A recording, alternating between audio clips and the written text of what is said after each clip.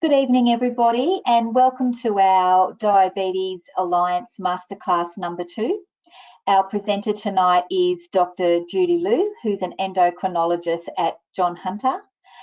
Before I go any further, I'd like to acknowledge the traditional custodians of the land that we meet on tonight and pay respect to elders past, present and emerging. You can ask questions tonight if you just type them in the question box. There will be an evaluation that will pop up at the end of the webinar, so I'd really appreciate it if you could fill that in, especially those GPs that would like their points uploaded. This session and Monday night session are both accredited with both colleges. I think that's all that you need to hear from me, so I'll hand over to you, Judy. Good evening, everyone. Thank you for joining me again on a weekday evening. And I hope that you're enjoying lockdown wherever you are. And if you're not in lockdown, then enjoy your freedom so far. I did some false advertising on Monday, I realized, because actually Masterclass 2, we're going to talk about complications of diabetes, and the insulin talk will be Masterclass 3. So tonight, what I'm hoping to cover is the complications of diabetes and why they occur and what we might be able to do to help our patients who end up in this situation, but hopefully also prevent patients getting to that point where we do need to then actively manage. So we will cover both micro and macrovascular complications, and we did touch on this on Monday night as well when we talked about the newer agents, but we'll quickly look at the data again for where the new agents fit in terms of the micro and macrovascular complications.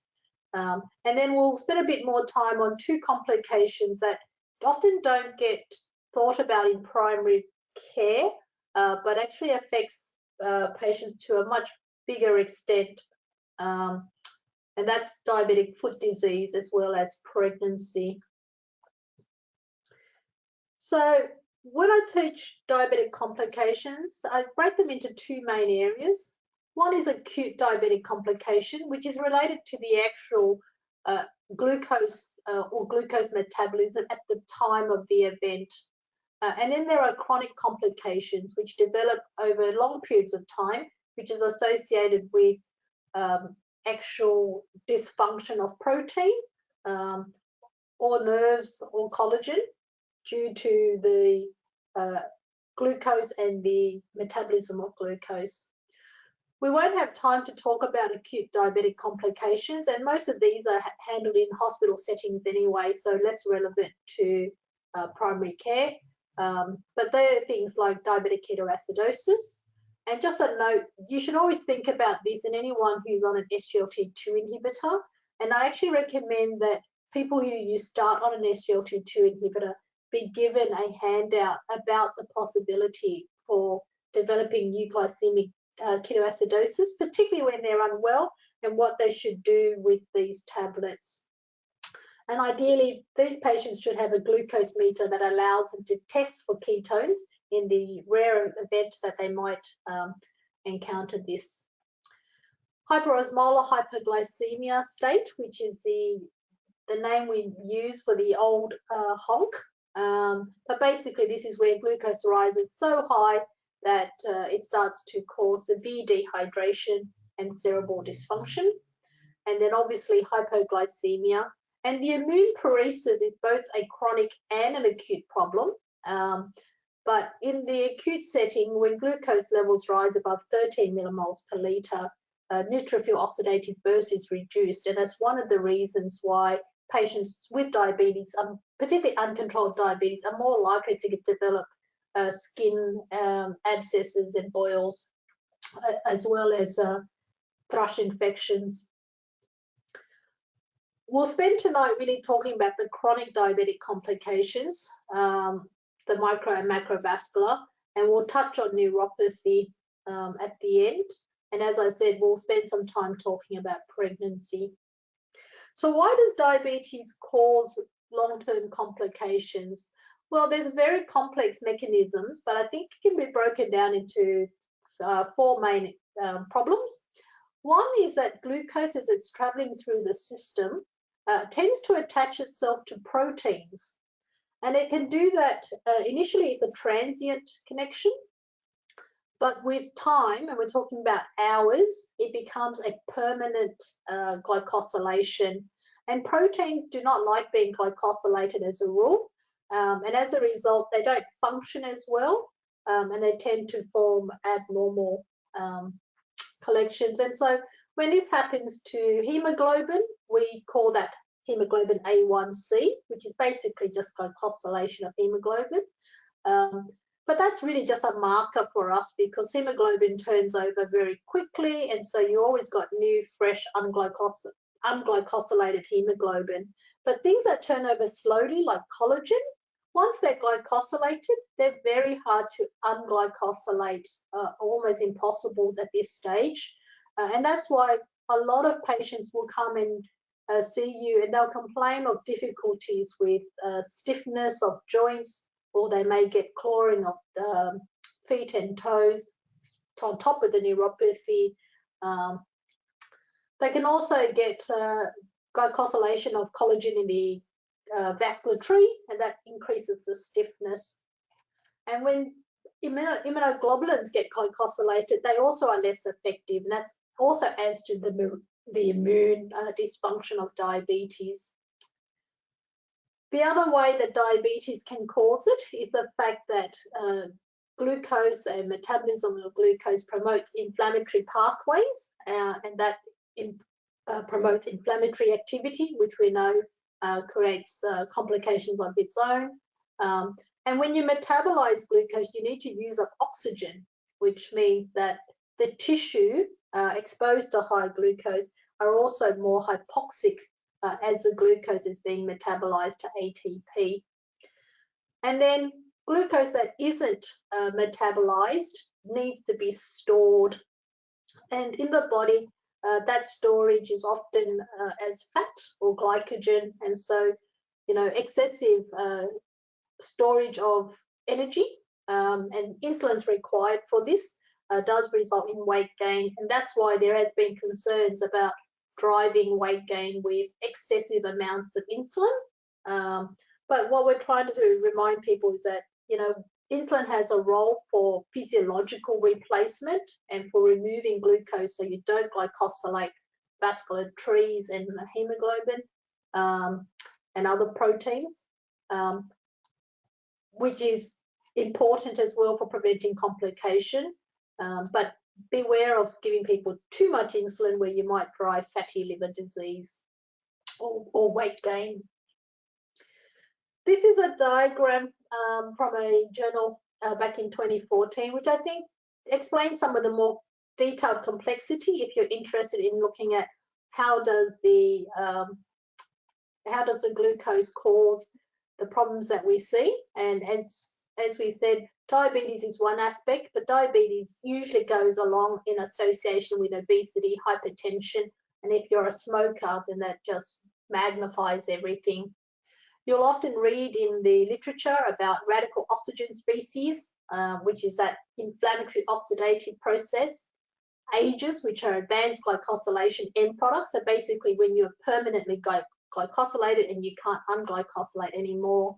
And then various metabolic pathways that can be activated either by the hypoglycemia or the insulin itself, as well as the inflammatory pathways of NF-kappa B and interleukins.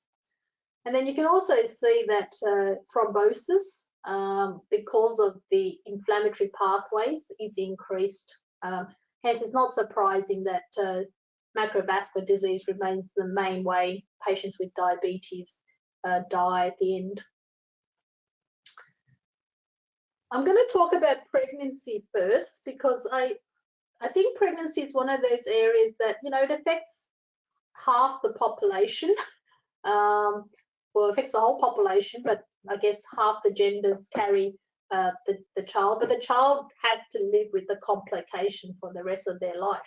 And so pregnancy is an area that I think deserves a lot more attention, because if we can have a healthy pregnancy outcome, then we've actually done, you know, we've actually given someone 80 years of health.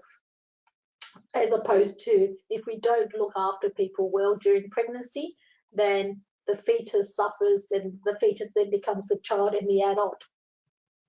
And I'm going to talk about pre-existing diabetes as well as gestational diabetes, but I'll start with pre-existing diabetes because those of you who would have had involvement in our Lines program already, you'll notice that I always point out the pregnancy age range women in your practice data to highlight the importance of this.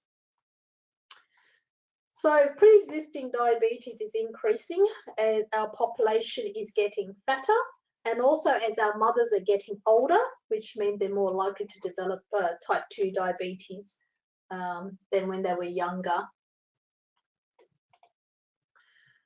And the problem with pregnancy is that unless the woman is undergoing IVF or some fertility treatment that allows her to know that she's pregnant within the first few days, they often come to us with the suspicion that they're pregnant once they've missed a period or two. And that means that there's been several weeks of fetal development before they seek attention for diagnosis. And if we pick up their diabetes at that point in time, or we review their diabetes, we've lost the chance to really make a big impact, because in that first 8 weeks of development, you can see that some of the major organs are being formed, and if there's a problem from the glucose at this stage, it's going to carry through for the rest of the fetus's production. So in the normal setting,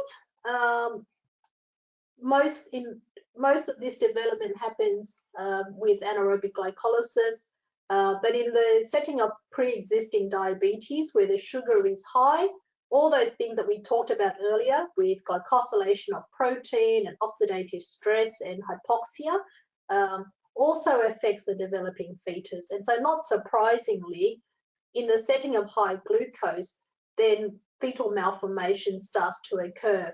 And if the glucose is, you can see that if the glucose is high at week 3 of gestation, so before they've missed their first period, then you can end up with a condition called caudal regression. If it's high in week 4, then the brain development and the heart development is abnormal, and so forth. So this is why if we don't try to address or identify these women before they fall pregnant, then by the time we know, it's too late to avoid the major malformation. So the key here is we want to try to pick women up before they fall pregnant. And if they do fall pregnant, the earlier you pick them up and the sooner you get them under control, the better the fetal outcome. I won't go through this slide except to point out that, you know, before birth, high glucose is teratogenic. And we know that from animal studies and we know that from humans. And it's the same sort of pathways as the diabetes complications, except that the tissue that is being affected is a forming life rather than collagen or part of a baby, part of a person. There is a well-recognized embryopathy that occurs with poorly controlled diabetes that occurs when the sugar is high before that first 8 weeks of major organ malformation. And the acronym that people can remember if they wanted to is VACDERL. So VACDERL basically means that there are vertebral anomalies, which means that the spine doesn't and the bones don't develop properly. The anal rectal malformation, which is basically hypoplasia, so they don't have an opening to the anus, which obviously is going to be a major problem for the digestive tract. Cardiovascular anomalies are the most common that we see. So that's why all women with pre-existing diabetes get a fetal cardiac ultrasound. But they also get fistula formation between the trachea and the esophagus. The esophagus may not develop, the kidneys may not develop, and then there are limb defects. And there is a facial anomaly that can also go along with diabetic embryopathy, with folded, low-set ears, widely spaced eyes. So what is the risk of birth defects? So this is just a table which summarizes the relative frequency of birth defects with pregnancies of diabetes. And so you can see that there is a twofold increase, or almost threefold increase in cleft lip and cleft palates. There's an eightfold increase in hydrocephaly. And if you look down below, you'll see the caudal dysgenesis. And this little baby on the side is a picture of caudal dysgenesis. And that basically means that the bottom half of the body does not develop properly.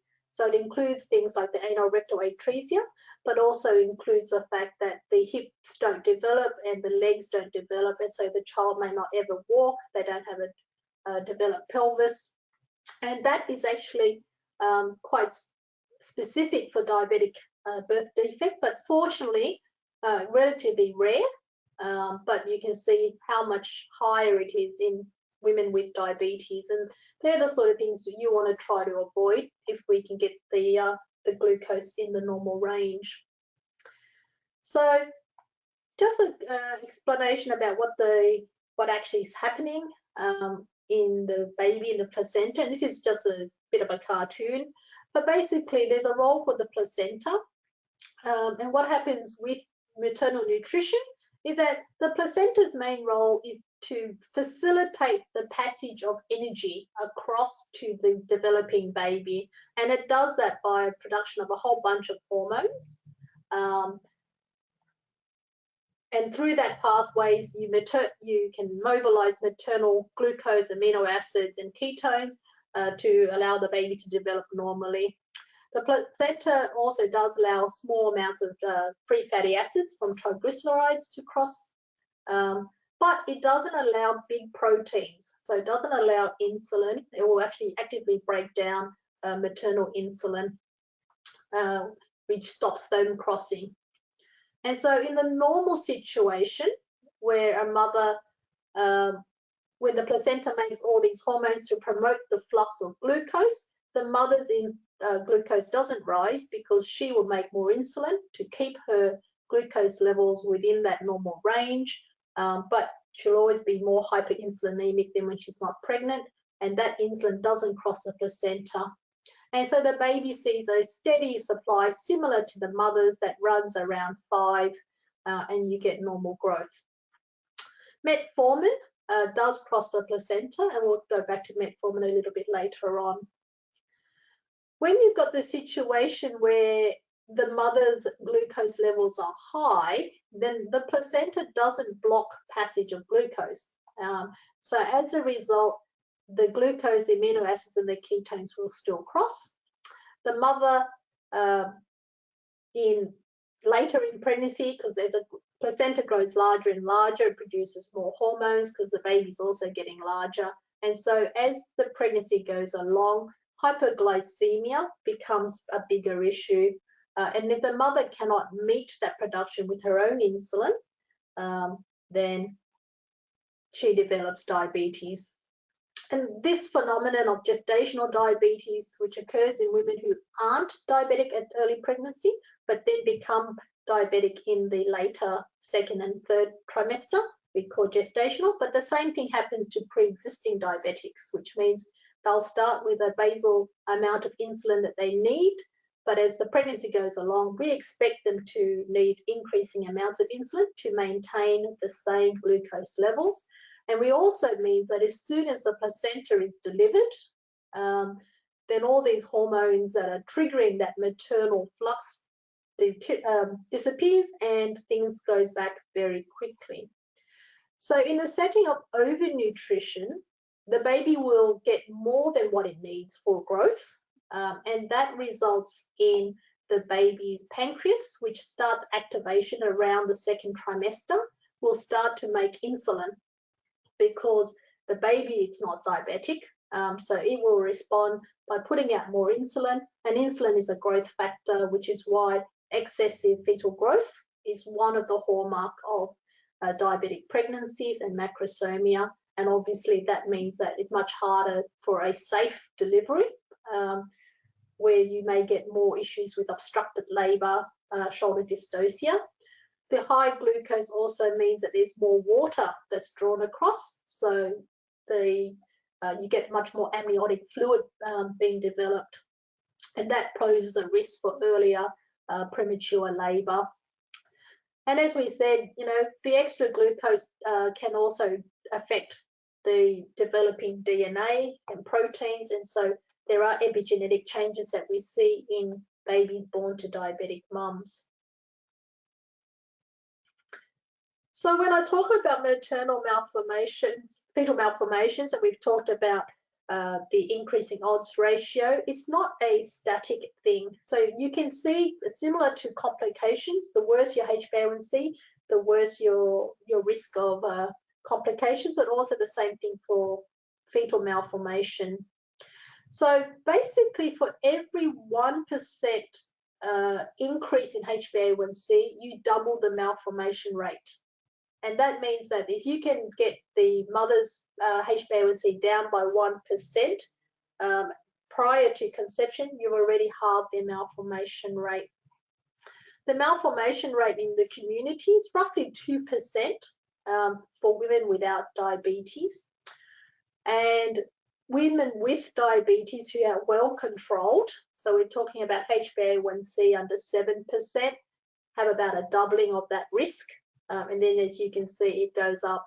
And 10% is an easy number to kind of keep in your head, because at 10% HbA1c, if the mother was to fall pregnant, then she's got a 1 in 4 chance of a major congenital malformation. Because as I said, if this happens in the first trimester and the sugar is very high at that stage, then the major malformations are going to occur.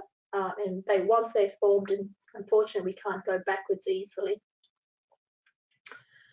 And so this is why preconception counselling is really important for our mothers with pre-existing diabetes. And we know from meta-analysis that women who attend pre-pregnancy counselling have a much lower prevalence of major congenital anomalies.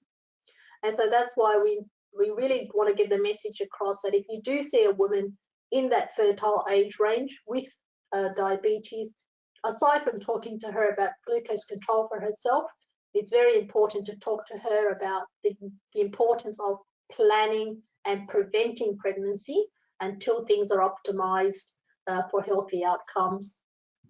Despite knowing this, the data from the UK in the early 2000s show that only 1/3 of women where we know they have diabetes actually receive this preconception counselling, and only 1/3 of them actually had a HbA1c level checked in the 6 months before they fell pregnant. So not surprisingly, if we don't know what the control is of our mothers, then we really can't do much to avoid the malformations.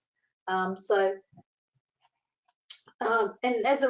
because of the lack of preconception counselling, again, given that vertebral and spinal and neurological development is affected, folic acid is quite important for these women.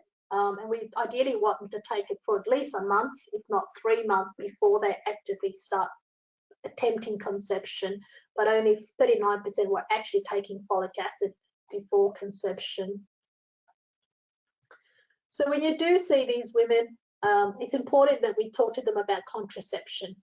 So we don't want them to fall pregnant because we want time to get their diabetes under control. We want time to make sure that their folate levels are adequate. We also need to make sure that we minimize other problems that can occur, such as if mum is smoking or having alcohol, or if mother is obese, because obesity also carries its own risks, which amplifies the diabetic complications. It's debatable how much folate you need for preconception, because we have studies ranging from 500 milligrams to 5 milligrams, but there doesn't seem to be harm with the higher doses in the first trimester, and so I recommend that they take the 5 milligram high dose folate, as I mentioned, for at least a month prior for the first trimester, after which we stop the folate therapy. If they're on metformin, then this is also the opportunity to make sure that they are not B12 deficient, because we know a small proportion of people will have impaired B12 absorption due to metformin. And we want tight glucose control, much tighter than if you were just aiming for good diabetes control. Because as I said, in this setting, we're trying to make the mother's glucose normal. And that means normal for a non-diabetic person. So you can see that what we're aiming for is fasting levels under 5.5 and 2-hour prandials under 7. And to achieve that, we often need to use insulin or to intensify insulin. We know that pregnancy is also going to create a burden for the kidney, for the maternal kidney. So there's increased volume of blood and fluid. And so it's important that we screen to make sure that mum's kidneys are not leaking protein. There's also a high rate of preeclampsia. So it's important that we have a baseline to work from. We know that the angiogenic factors that allow the placenta to develop all its blood vessels does leak into the bloodstream. So if you've got proliferative retinopathy, then these angiogenic factors can rapidly worsen that. And so it's important to have complication screening before they fall pregnant, and if not, as soon as you know, so that it can be managed. And if they have type 1 diabetes, it's important to make sure that their thyroid function is normal. Most of the drugs that we use for type 2 diabetes is not safe in pregnancy. And so, again, you need to review medications in that preconception discussion and stop the ACE and the ARB and the statins and the beta blockers if they're on that, and use something that is safer. Labetalol is an older beta blocker that appears to be safe, but in the first trimester we try to use prazosin or methyl-dopa. The oral hypoglycemics, we recommend that we stop those because they cross the placenta, and some of them are associated with anomalies like SGLT2 inhibitors. So we stop all the oral hypoglycemic agents except for perhaps metformin.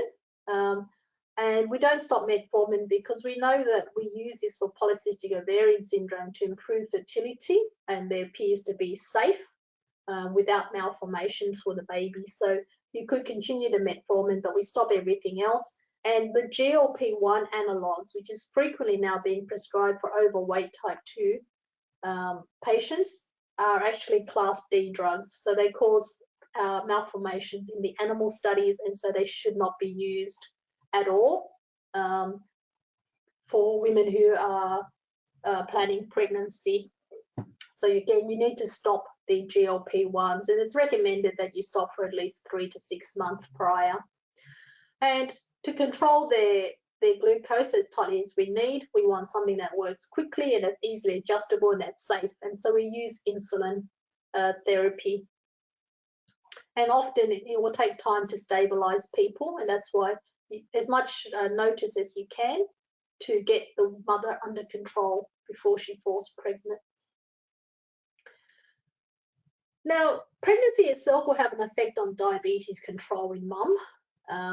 So in the first trimester, often women may have morning sickness associated with that beta-HCG rise, and that means that their food intake might vary quite a lot depending on what their nausea is. And so you've got to be very cautious about making sure that the mother has got appropriate monitoring and checking for hypoglycemia. There's also a higher risk of ketoacidosis during pregnancy, so important for mothers to be aware of this and to be monitoring. Because of the fact that malformations do occur with type 1 diabetes mums in particular, well, type 2 as well, but the government doesn't allow CGM yet for type 2 pregnant women, but certainly for type 1 pregnant women is now NDSS approved for them to wear continuous glucose monitors so that you can get the tight control needed. There is an increased risk of miscarriage, and that's not surprising when you think about the higher rates of malformations and the hypoxia risk and the difficulty in getting that perfect glucose control, even with a lot of goodwill. And so there is an increased risk of miscarriage if you have type 1 or type 2 diabetes. And that's, as I said, related to problems with the hypoglycemia itself or problems with the vascular implantation, particularly if mum has had diabetes for a number of years because her blood vessels may not be as good as they should be, and then the immunogenic factors. Once you get past the first trimester, the main organs are developed. So malformations, major malformations are less a concern in the second trimester. This is a sort of what we consider a quiescent trimester, because this is a trimester where the fine tuning of the development is occurring. So this is where fingers are forming, limbs are growing longer, and babies start to gain a bit more weight, and the organs have now developed. So at this point, the baby is making insulin of its own, the thyroid is making some thyroid hormone of its own, but the placenta is growing and the baby is growing rapidly. So this is also the time point where you'll start to see rapid rise in glucose levels, and usually morning sickness starts to settle down. There is an increased risk of retinopathy, nephropathy, and altered cardiovascular status at this point in time. So, you know, the effect for diabetes is that the HbA1c may drop quite rapidly if you're monitoring it, and that could purely be to do with volume of distribution, but also, you know, in a well-controlled setting, is also because we're actively aiming for those normal glucose readings. Anemia is quite common. It makes HbA1c unreliable as a marker for glucose control, which is why you want to use CGM if that's available, which is a continuous glucose monitoring system. And if you don't have access to that, then frequent finger pricking is the way that we monitor the glucose rather than using HbA1c. But we do like to see the HbA1c falling under 6% during the second trimester, which would indicate that we are getting closer to normal glucose readings. As I mentioned, you expect insulin requirements to rise. In fact, if insulin requirements is not rising, that worries us, because it means that the placenta is not developing as it should be, and it's not producing the hormones that it should be producing, and so that's a concern. So often during the second trimester, you can expect to be chasing the glucose by increasing insulin requirements. And we warn all the mothers about this so that they don't feel that, oh, my sugar's rising because I'm eating too much. We explain that it's expected that the placenta will make more hormones that will push your sugars up, and we need you to keep up with the placenta as if you had a good functional pancreas by giving yourself more insulin. It's a particular type of hypoglycemia though, because babies generally don't know what time of day it is.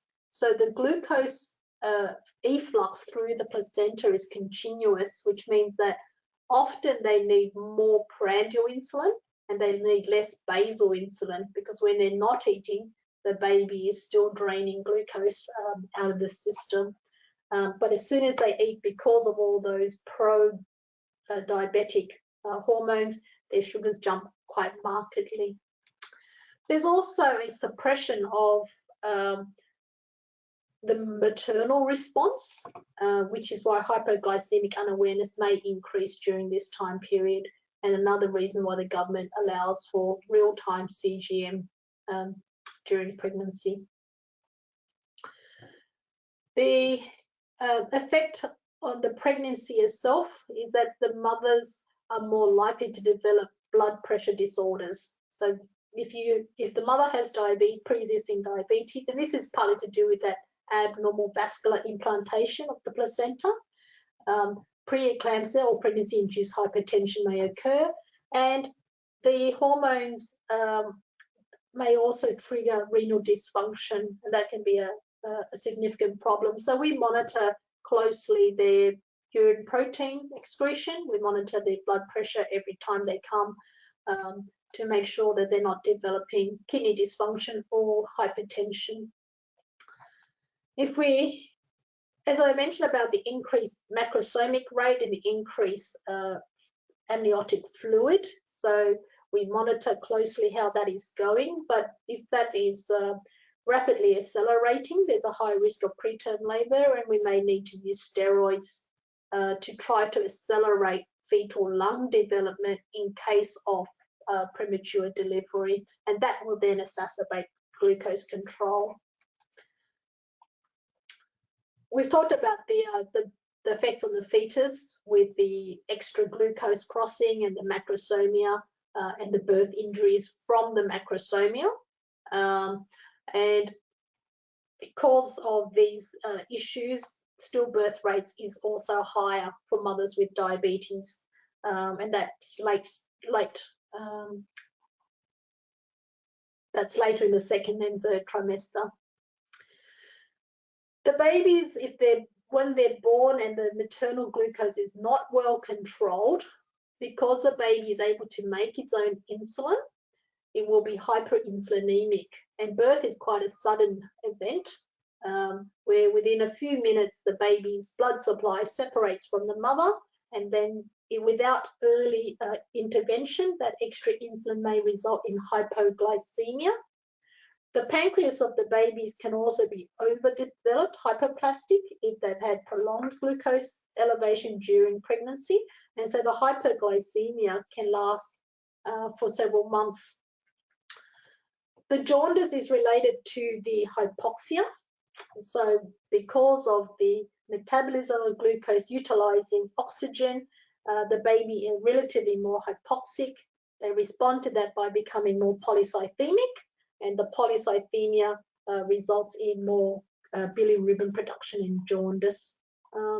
So these are complications that occur on the baby, which you might see post-delivery. We put in a slide about maternal hypoglycemia because when we try to aim for such tight glucose control, not unexpectedly, you do occasionally will see hypoglycemia, and people do worry, is the baby affected by the hypoglycemia as well? There's been no systematic study looking at this in human pregnancies. We know from animal studies that severe prolonged hypoglycemia in the first trimester may be potentially teratogenic, and that may be another reason why there's a higher miscarriage rate. But the fetus is relatively protected from hypoglycemia because if you think about that placenta, it allows the movement of energy across the placenta preferentially, and it also the baby can utilize ketones and lactate. So at least from a brain development, it doesn't seem to be a big problem unless you've got prolonged severe hypoglycemia. So in fact, we accept glucose down to 3.5 in pregnancy before we think of this as hypoglycemia requiring treatment. If you do have a major hypoglycemic event though, it is perfectly safe to use glucagon because if you can remember from the earlier slide, glucagon does not cross the placenta, so it will not stimulate hypoglycemia in the baby, but it will allow the mother to recover, and that's quite important in major hypoglycemia.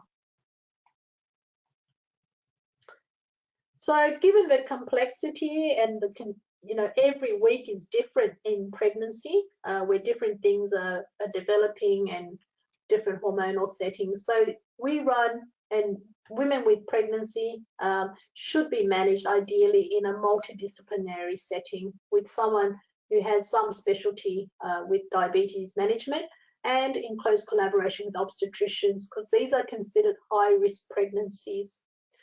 Because of the tight glucose control, we do review them regularly, at least twice a week, every 2 weeks, if not weekly. And if we're not achieving targets, we often admit the mother for stabilization.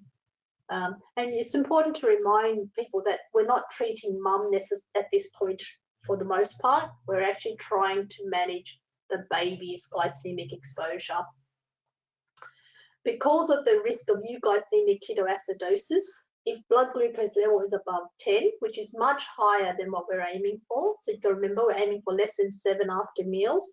If we're seeing glucose above 10, we do want ketone testing, particularly in the type 1 diabetics, to make sure they're not got ketoacidosis, because that is associated with a much higher rate of stillbirth and death, in utero death. You need to monitor all the biochemical parameters, and we do HbA1c once a trimester. Again, as I said, it's not very accurate, but at least you want to know that the trend is the right direction, and that you're not dealing with completely uncontrolled glycosylation. We measure urine ACR every trimester to monitor how the kidneys are coping, and obviously if they're not normal, you monitor it even more frequently. Retinal screening is recommended at least every trimester to make sure there's no proliferative changes. And if you do see that, then the ophthalmologist review these women early to manage so that they don't go blind during their pregnancy. And so that we can monitor fetal growth and fetal fluid, it's important that women with pregnancy, they should all have a dating scan so we know exactly where they're up to. But we also do anomaly scans or cardiac scans, so dedicated maternal fetal medicine scans to ensure that they don't have any of those malformations we talked about. The cardiac scan occurs at 20-week gestation, because it's at that point that we can actually see whether or not there are septal or congenital great vessel malformations. And then we do growth scans at least every 4 weeks to monitor whether the growth is going along as expected, whether it's dropping off, because the general trend is towards macrosomia with poor control. But for some women where the placenta is not functioning well because of the diabetes or because of the vascular issues, then the baby may have impaired intrauterine growth retardation. So that's also a concern for us if we see that. And we aim to deliver these women a bit earlier than if they were not diabetic. Again, this is more for hospital settings, but for the GPs that do have women delivering in more regional and remote settings, it's very important to avoid that early neonatal hypoglycemia. It's very important that glucose control is normal at the time of delivery. And so around the peripartum, we do very close monitoring, and we're aiming for sugars between 4 and 6 to prevent fetal respiratory distress, as well as the hypoglycemia. And to maintain it, we use insulin in dextrose and infusion. And in Hunter, New England, we've actually pioneered probably the best intravenous pregnancy protocol to attain this, because prior to the development here at John Hunter, the use of standard insulin protocols for non-pregnant populations are not aggressive enough to get people, pregnant women, to target, particularly during that late pregnancy phase when they are very insulin resistant and their glucose is very high. As soon as the placenta is delivered, it's remarkable how quickly that insulin resistance drops off. So, you know, within the next 24 hours, actually within the first 12 hours, the insulin requirement drops by half, which is why as soon as baby is delivered, we reduce whatever the insulin requirement was at the end of the pregnancy, we halve it. If we know what their pre-pregnancy dosage was, got to remember that was 9 months ago, so some women may not have remembered or recorded. But if you know what that is, you return to the pre-pregnancy dosage.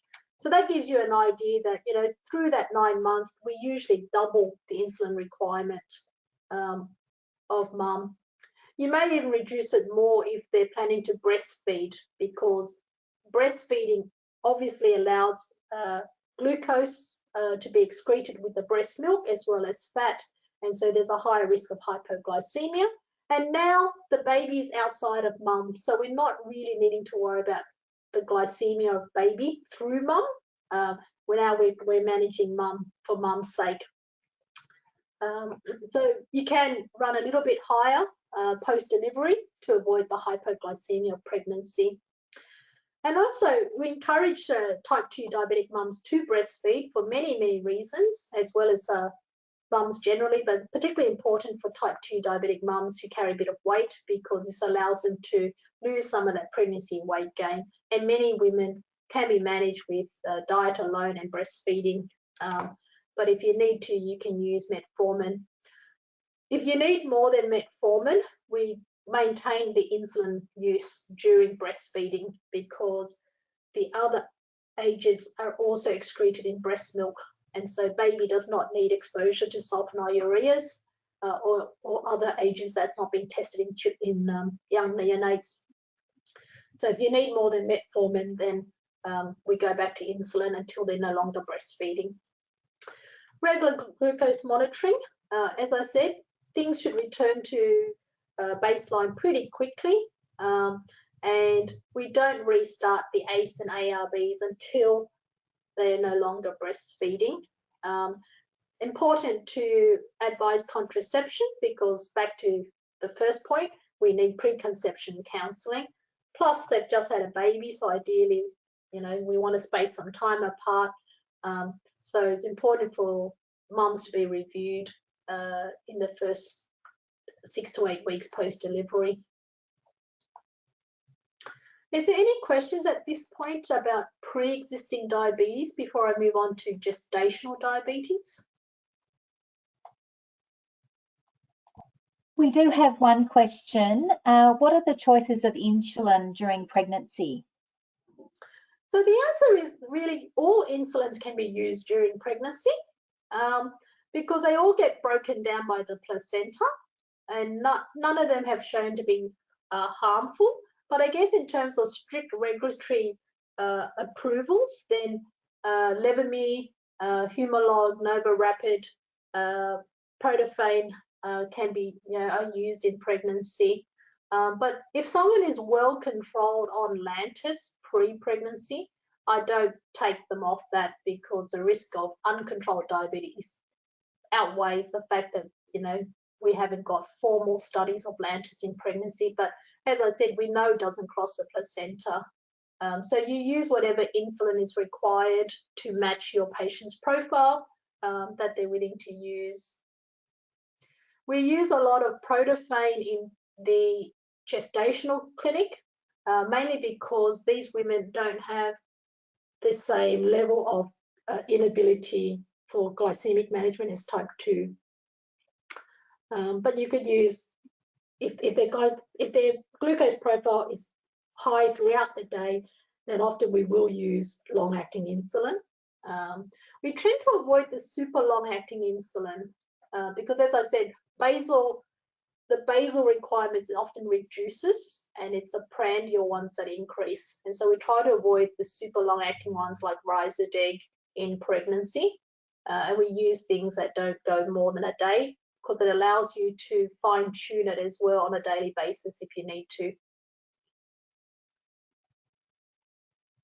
All right, if there's no other questions, we'll talk about gestational diabetes, because this affects many more pregnancies than the pre-existing, but to some degrees is a little bit less of a concern, because these women are not diabetic in the first trimester, so malformation is not the concern with gestational diabetes.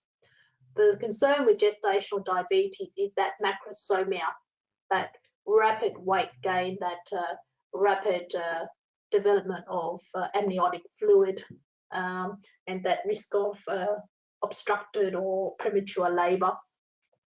So depending on the population, it varies between 12 to 20%. In our community, we're running probably around 15% at the John Hunter for gestational diabetes. And obviously, if your population is more obese, then you're much more likely to see gestational diabetes in your women. Gestational diabetes, strictly speaking, is diagnosed at 24 to 28 weeks gestation. So that's second half of the second trimester. We don't recommend that you wait to screen for diabetes at that point, because if you've got a high risk woman, you want to know early if there's going to be an issue. So if you've got a female who's overweight, so BMI above 30, age above 30, if they've had previous diabetes or previously macrosomic baby without explanation, and family history, also ethnic groups such as Indigenous populations, Southeast Asian populations, and polycystic ovary syndrome, which is obviously an insulin-resistant pre-diabetic state. That's the group that you want to screen as soon as possible in the pregnancy.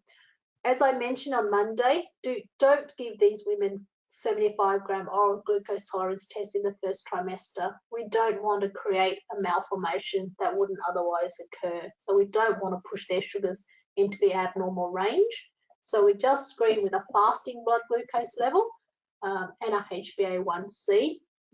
And if these are in the pre-diabetes range, then we manage them as if they have gestational diabetes. Obviously, if they have a HbA1c that's clearly diabetic or fasting glucose that's above 7, then they are diabetic even without pregnancy. It's just that we're picking them up in the first trimester, when at this stage the placenta doesn't have a big role to play in causing the hypoglycemia.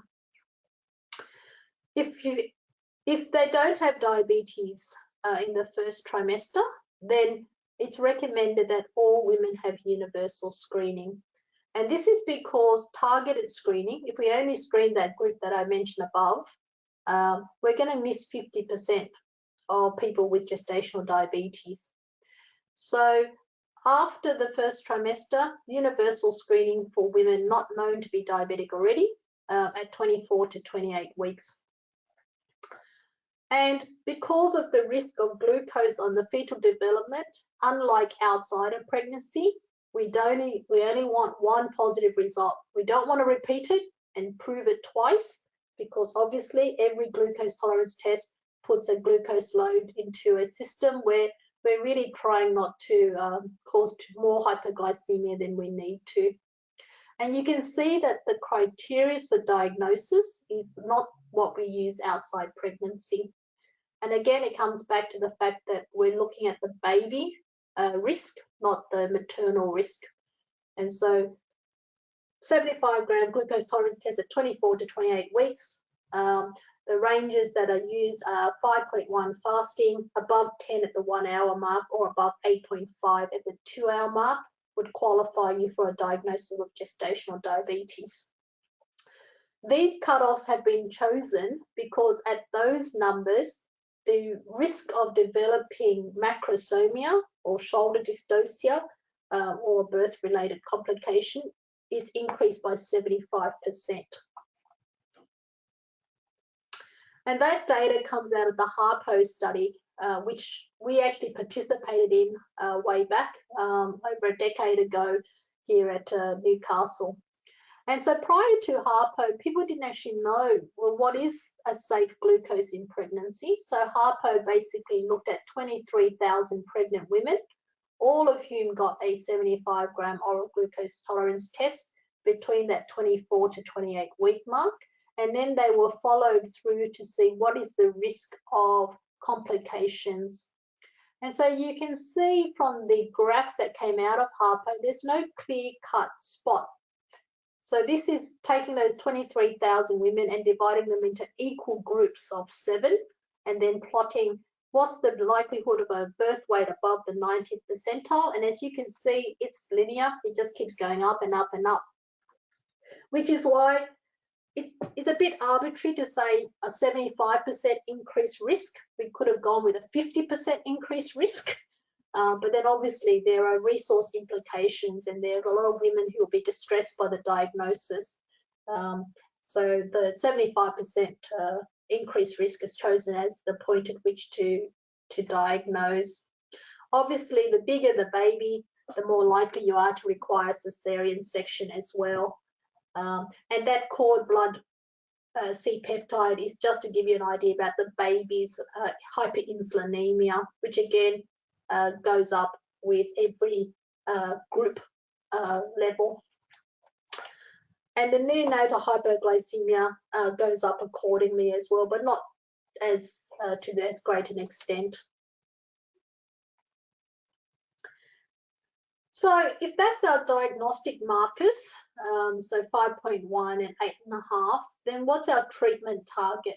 Well, we want to treat to reduce that risk of 75%. So therefore, you want to treat to below the 5.1 cutoff and to below that 6.7 cutoff.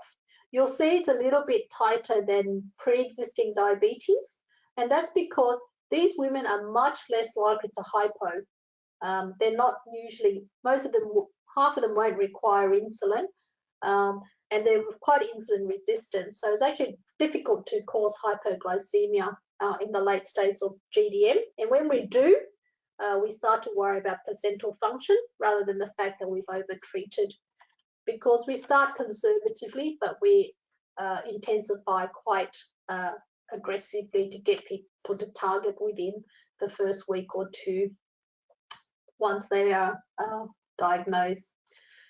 So GDM, all the women receive nutritional advice about healthy eating. There's no such thing as eating for two. The baby is not an adult-sized creature that needs to be fed twice the amount of food. So sensible nutritional advice. We encourage walking and exercise to improve insulin resistance for mum and to improve pelvic strength and reduce the inflammatory pathways. We do get them to monitor just as frequently as the women with known diabetes. So they monitor before breakfast and after every meal. You can use metformin if the women are comfortable. I say if the women is comfortable because you do need to tell them that it crosses the placenta. And up until even now, we believe it's safe, but in the more recent formal studies, we do notice some differences in babies exposed to metformin than babies not. Those might be beneficial differences, but I guess until we got much longer term data, we can't put our hand on our heart to promise that. And the differences that are seen includes the fact that babies tend to be leaner when exposed to metformin than without. They tend to have slightly bigger heads, very subtly but significantly different size head, and that may or may not be associated with neural development.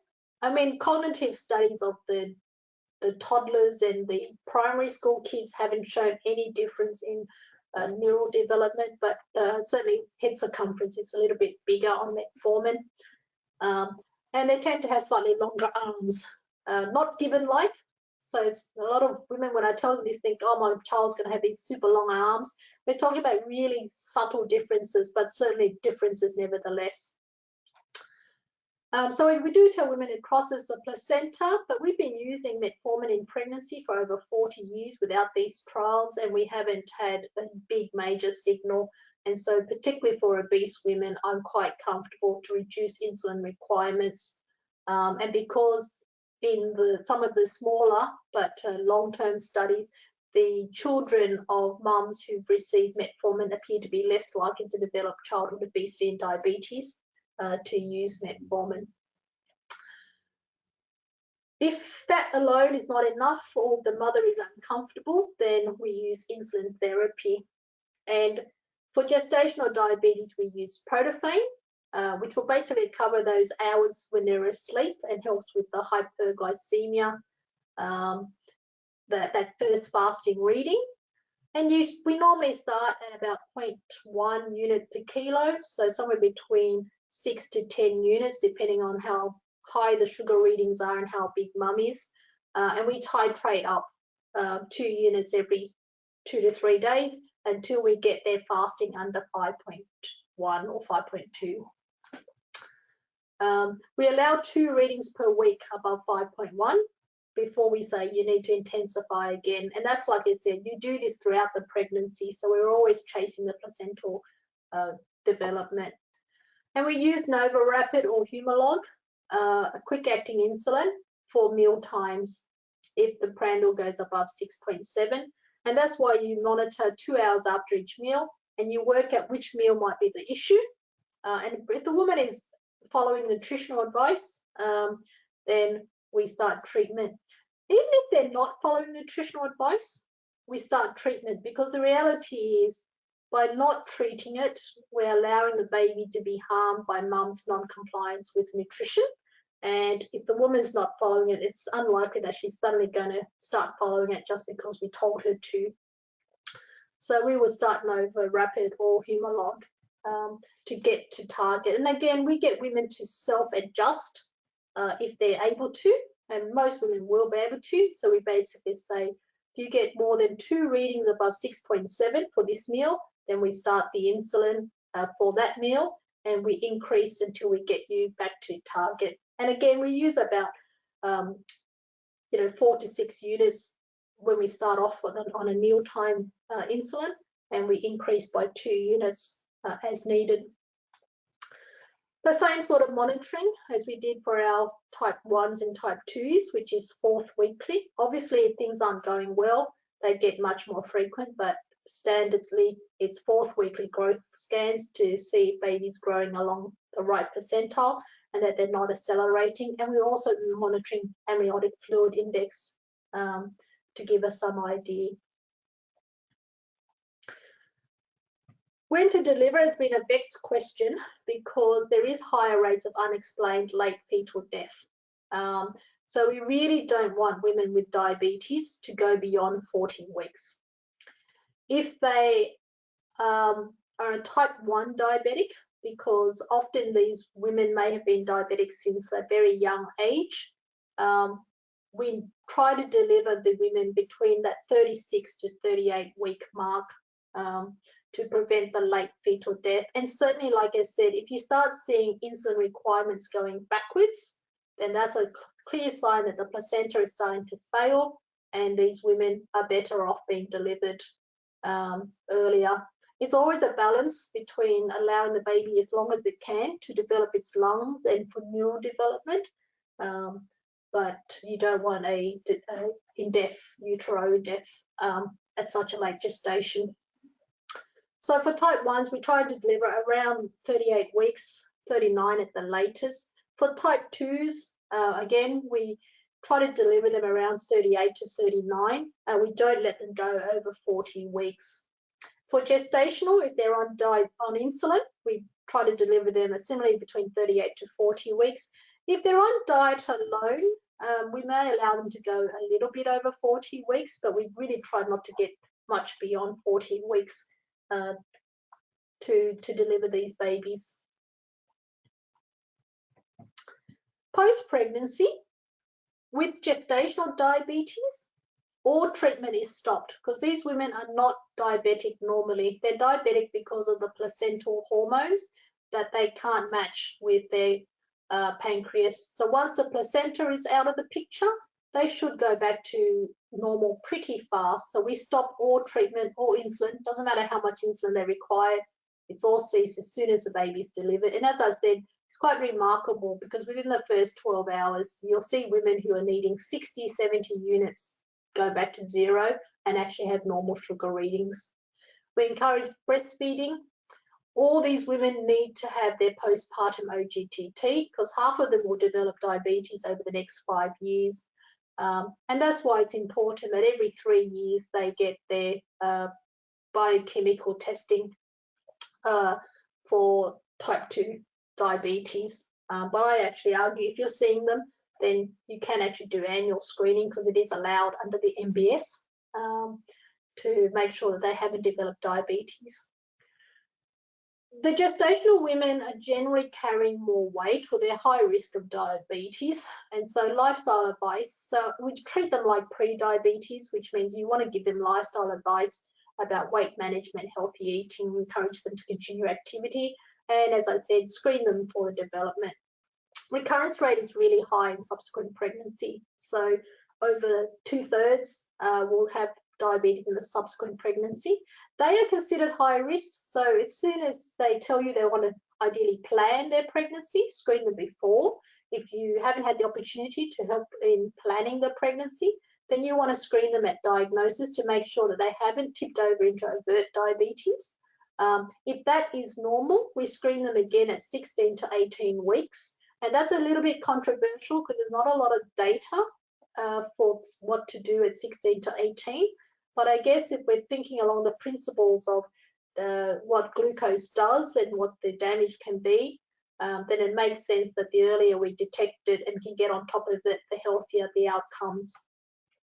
And if they're normal in a second trimester screening, then we do a third trimester screening. Now, the second trimester screening can be an OGTT because that's beyond the major organ development.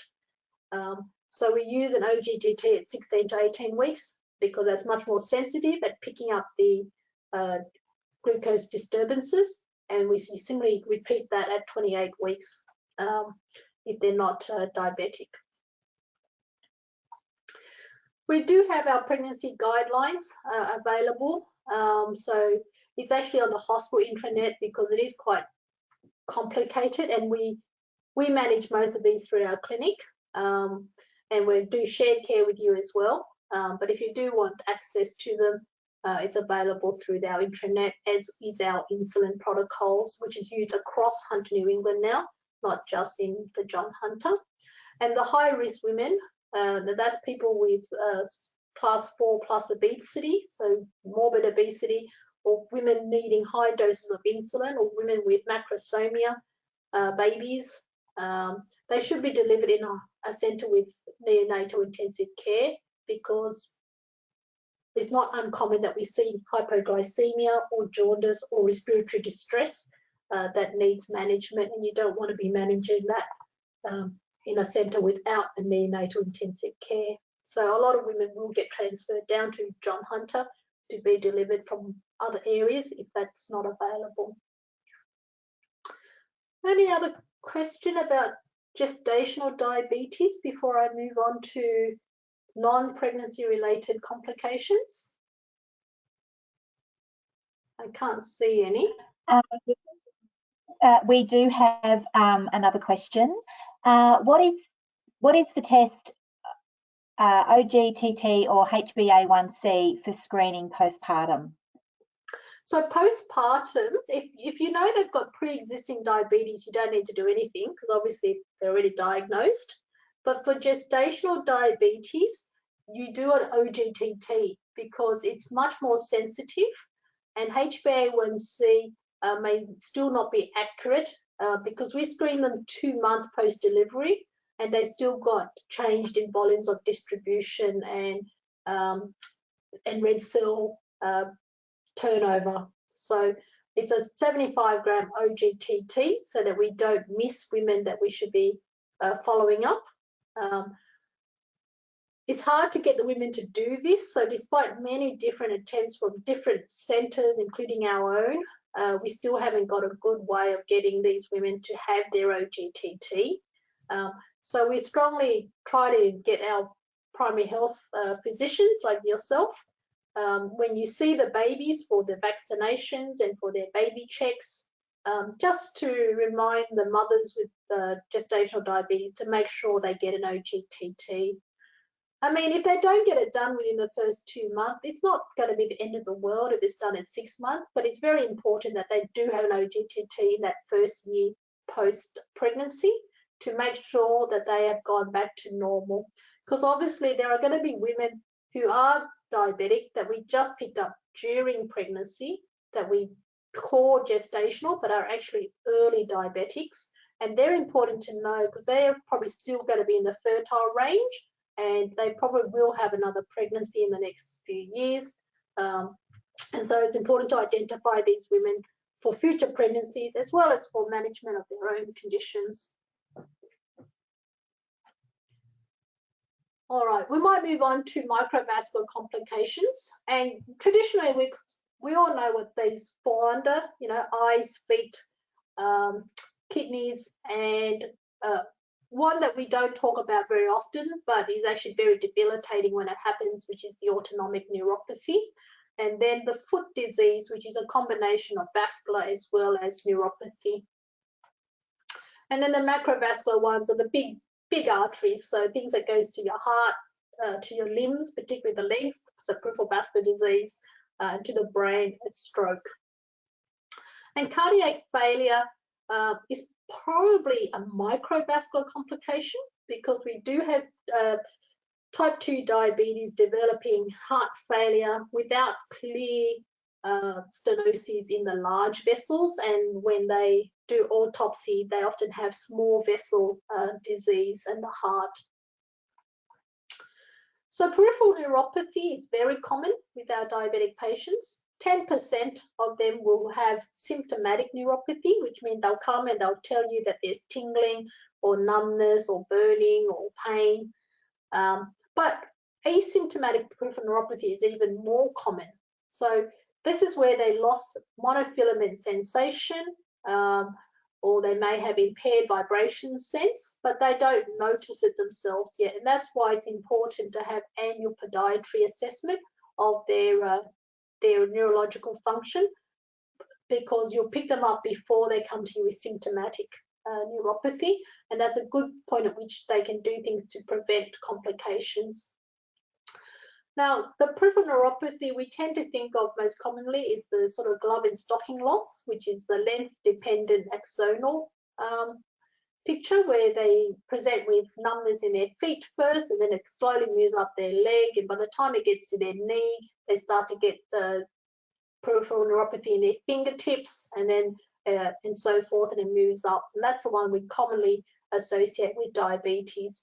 But diabetes can affect other nerves, so you can have a single nerve taken out either on its own or in a sort of series of situations, in which case you get a mononeuritis multiplex.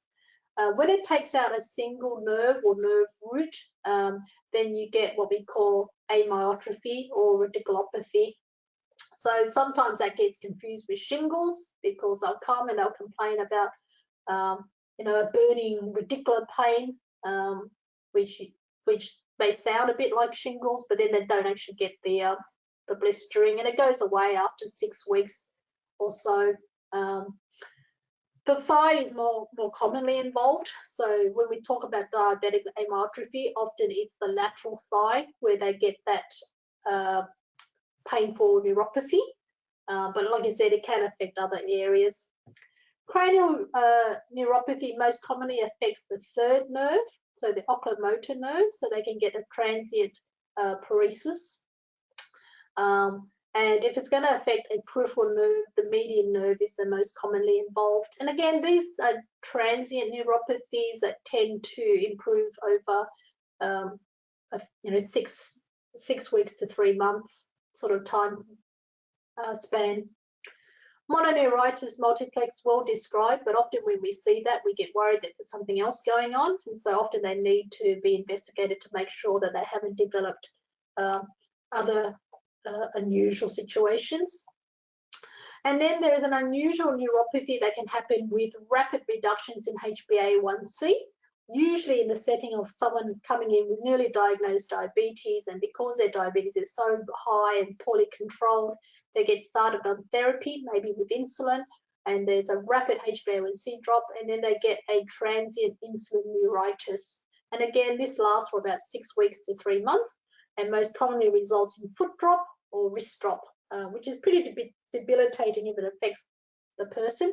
But it's also one of the reasons why outside of pregnancy, we don't try for rapid HbA1c reductions with people with very high glucose initially. We try to get a slower reduction over a few months rather than a few weeks.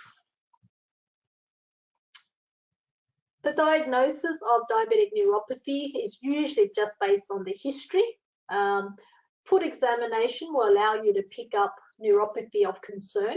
So we encourage, you can do this at the bedside, and your practice nurse can do this, and within sort of 5 minutes really. A 10-gram monofilament test or temperature check or a pinprick check, and that tests small fiber function, and that's protective for injuries. We recommend that you check vibration sense or proprioception or pressure and reflex, because that reflects the large nerve fibers, and that's more likely to result in falls if they're involved, because obviously if you don't know where if you're losing proprioception and you don't know exactly where your feet are, then you're less likely to be stable. So if you're in a rush, I tend to just do the 10-gram monofilament and the vibration sense testing, because they're pretty quick to do, and that means you've tested small and large fiber. And if they're normal, then you can just repeat that next year. And if they're not normal, then I think it's important that that group of people be prioritized for a formal podiatry assessment, where they have access to more sophisticated ways of measuring vibration and vascular function as well. Ankle and knee reflexes are late to go, but again, a sign of neuropathy, because now you're not getting the reflex arc being carried through. And check the muscle power in the gait, because with prolonged neuropathy and disuse, then sarcopenia could be an issue.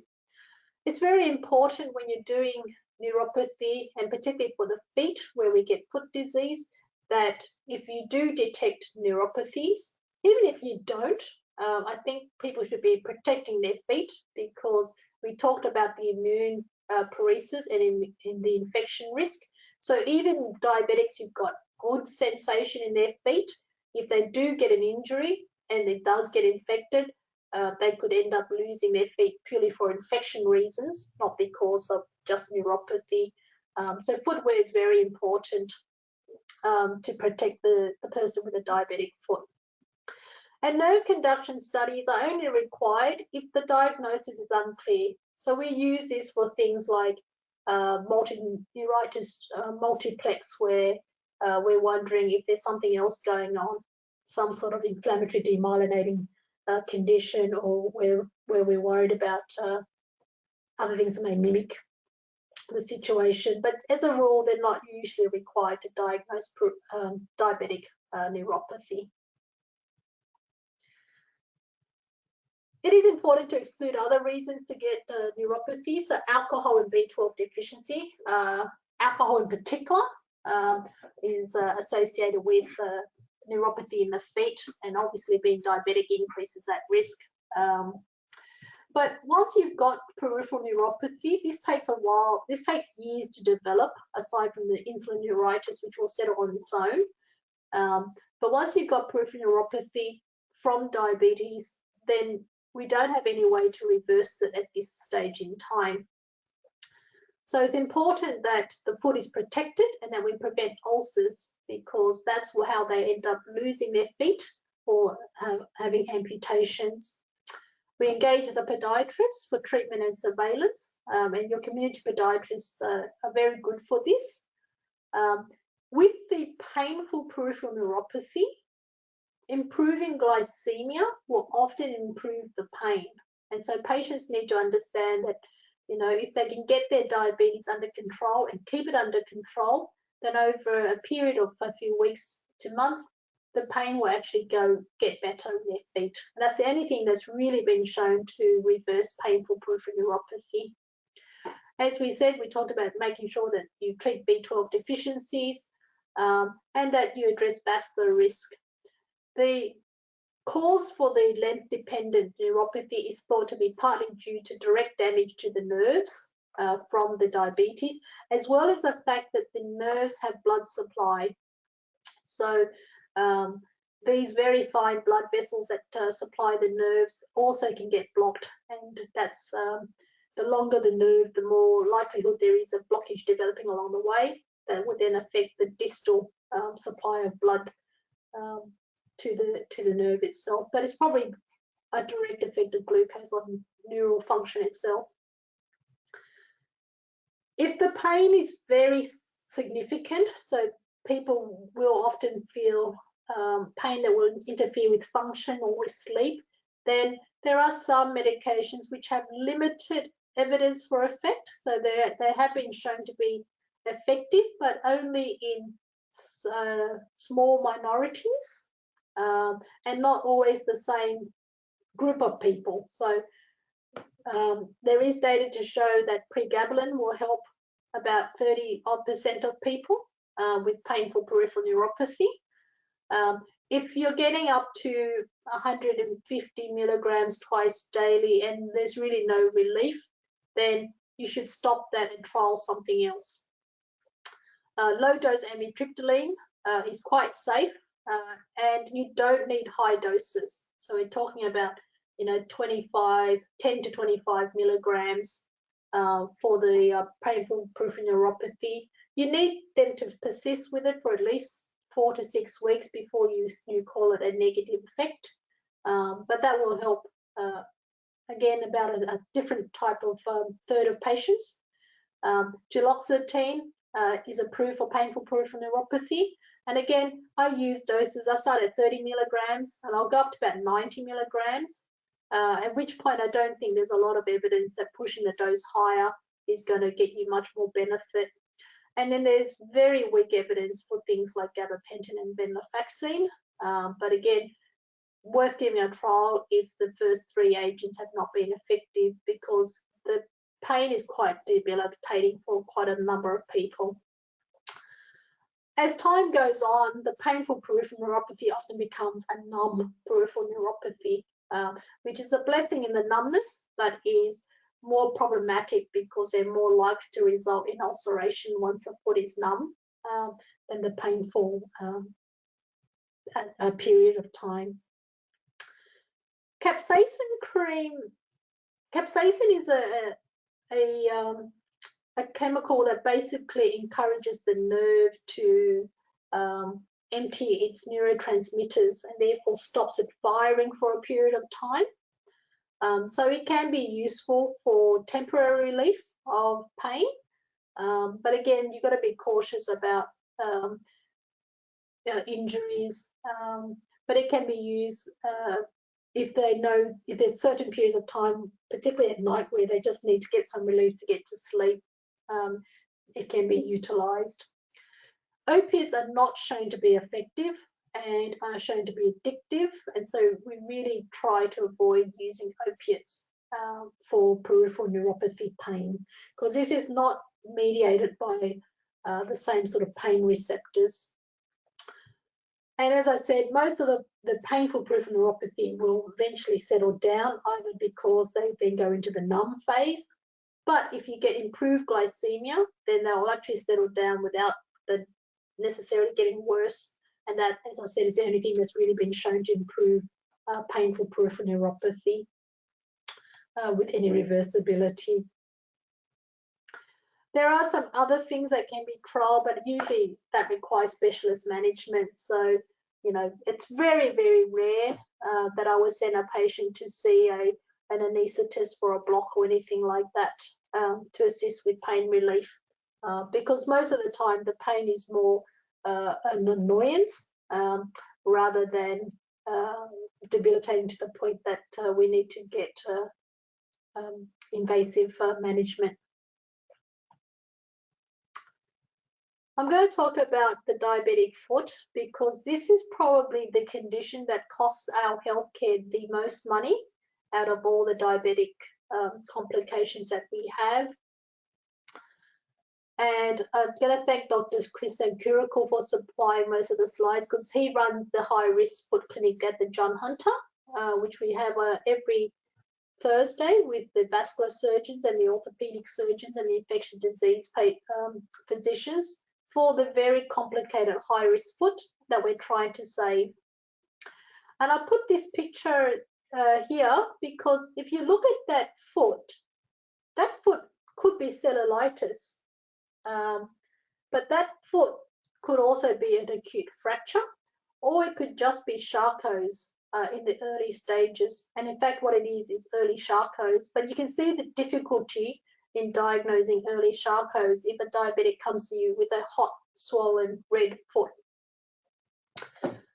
So in 2016, National Diabetes Week was actually devoted to foot disease. And this is the Australian Diabetic Foot Consortium.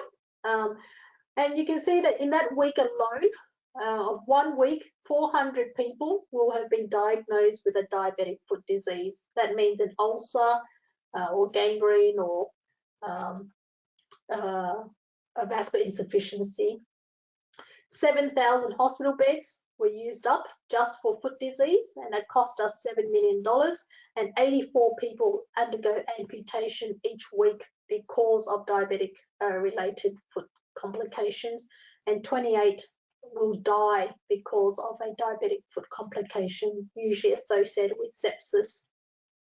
And so this is why foot disease is something that we take very seriously, and we try to reinforce for patients the importance of foot care. It's got a worse 5-year mortality than breast cancer. So if you develop a diabetic foot ulcer, then 37% survival, 37% mortality within that first 5 years. If you got Charcot's foot without a foot ulcer, then 28% mortality within that 5 years. What is our local data shows? So from our high-risk foot clinic, as well as from hospital admission, we know that the length of stay for a diabetic foot complication when they get admitted is 20 days.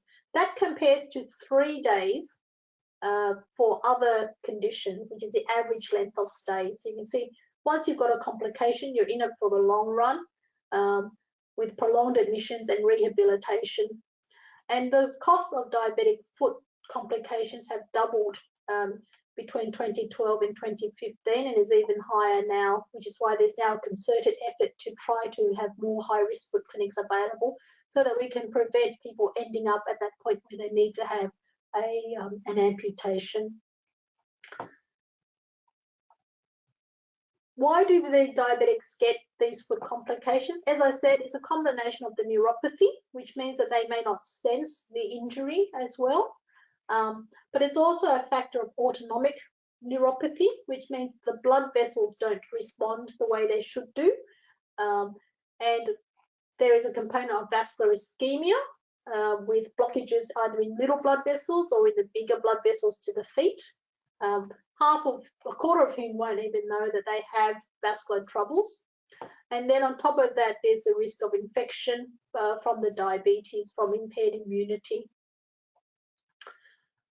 The key examination for the foot, when we talk about taking a foot history, is very simple. If you've had a previous ulcer, then you are at very high risk of a subsequent ulcer. And so regardless of the neuropathy or the vascular status, a previous ulcer means you're at high risk and you need extra care with your feet and you want podiatrists. Obviously, you have a quick look at the foot. That takes about a minute and you can see if there's problems. So you can see if there's going to be abnormal clawing of the toes, which is partly the neuropathy, partly the tight tendons. And when you claw your feet, that means that you're going to put more pressure on the metatarsal heads, which means that there's more likely to develop ulcers under their feet. The foot joints may become abnormal and the muscles become weak because the feet aren't being utilized the way it should be. And obviously, Charcot's deformity is a late complication, but also means that it's very hard to find well-fitting shoes that aren't going to cause rubbing at the wrong places. So you basically have a quick look at the foot and you can see if it's normal or if it's not normal. You have a check of the skin and you're looking for calluses, which tells you about friction points, but it also tells you about possibilities of causing ulcers underneath the calluses. We look for erythema and you can feel the feet to see if they're sweating, because with autonomic neuropathy, they can end up with either abnormal sweating, so too much sweat, or they can end up more commonly with lack of sweating, so dry skin, which therefore is less likely to be able to stay healthy. We talk about the 10-gram monofilament and you can check the vibration sense for the large fiber. And then you just feel the foot pulses. If you've got access to a blood pressure cuff, you can measure the ankle pressure and the brachial pressure and calculate the difference. But the more specific way of doing it now is to actually use a toe blood pressure, which the podiatrist often will do and report for you.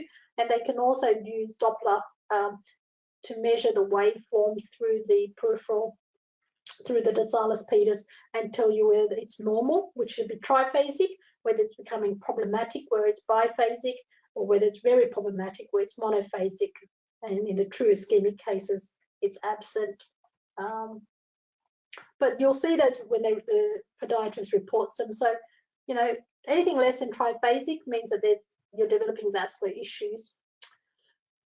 If you've got a foot ulcer, then it's really important to restore perfusion, because if there is insufficient blood supply, so toe pressure is less than 60 millimeters of mercury, the ulcer is not going to heal without revascularization. And that's why in our high-risk foot clinic, we have vascular surgeons, because it doesn't matter if you give people antibiotics for their ulcer or you offload if you can't get enough blood down there for the skin and the tissue to regenerate. So toe pressure less than 60 requires revascularization. If you have critical ischemia and you don't undergo revascularization, then the risk of amputation is up to 46% in that first year. And that's why it's important that you identify these people and we revascularize them, because less than half of them will actually heal without it. If you see a hot red foot, then the main thing we want you to take away is it could be infection, but it could be acute Charcot's, and that's before the whole foot falls apart and you see the deformities. So you need to offload, which means I do not want you walking on that foot. I don't even want you walking out of my clinic on that foot. You offload immediately. If you're concerned about infection because you're not sure, start the antibiotics whilst we're sorting it out, but still get them to offload. Obviously, if they got fever, systemic sepsis, they need to go to hospital. It's very important to keep the wound clean and wound care. And as I said, we revascularize. Glycemic management is helpful, but it's pretty late by this stage. But certainly it doesn't help if your immune paresis is ongoing. So we still try to optimize glycemic management, but much more important, the offloading and the revascularization. And we want you to refer them to our high-risk foot clinic. Again, we triage daily. There's actually also a number that you can call if you're very worried, and the podiatrist can make that assessment, because we can order imaging to help work out whether this is infection or Charcot's very early on. Now, the pathophysiology of Charcot's has been debated for a number of years between the neurovascular hypothesis and the neurotraumatic hypothesis, and these are pushed by different nationalities, which is why they've got the French flag and the German flag. But under the neurovascular idea, the idea here is that there's autonomic dysregulation, and that means that the blood vessels don't constrict appropriately, and in fact, the blood vessels are hyperemic. They increase the blood supply to the foot and the bones, and that causes AV shunting and bone resorption that promotes Charcot's. The German school of belief was actually that Charcot's developed because of the decreased sensation in the feet, that there is some sort of injury or repetitive stress or microfracture, and that this starts the process that then leads on to the Charcot's. But the truth is, in the modern theory, it's a bit of both. So we know that there's inflammation happening at the red foot, and that's why you get the red swollen foot. It's not necessarily sepsis. So that inflammatory response can be triggered by a number of different things. But once it's been triggered, there's an increase in bone resorption. So rank ligand increases, as does reactive species, and osteoclasts are activated. Obesity is definitely associated with the development of Charcot's, and that may be because you're more likely to develop that inflammatory response and that hyperemic phase. And low vitamin D is also associated with Charcot's development, and perhaps because it encourages that osteoclast pathway. But the end result is that the foot becomes hyperemic, lots of inflammatory cytokines down there, and then the bone starts to become resorbed and unstable.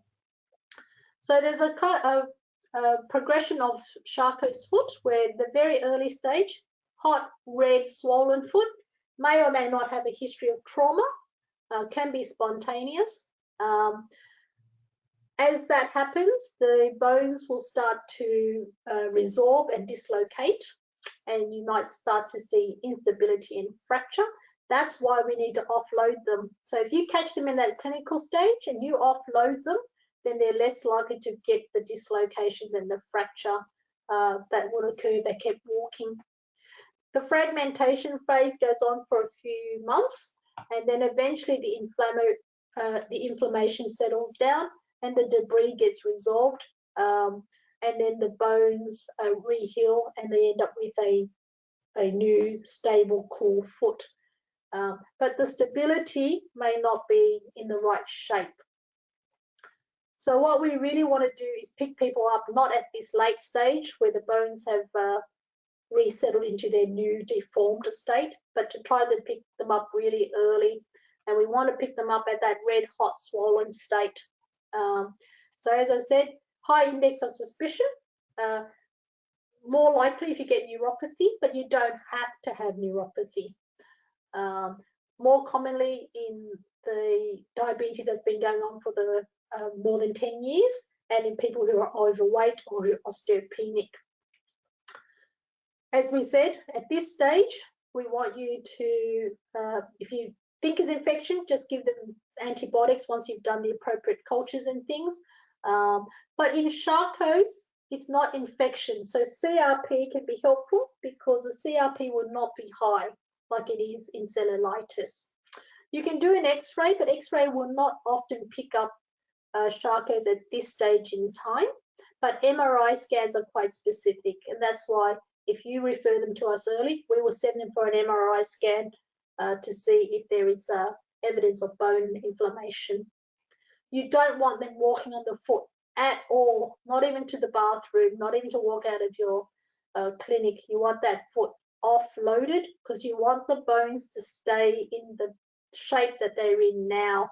And to maintain that, we put them into total contact casts so that the bones can't move out of shape and the cast takes the pressure.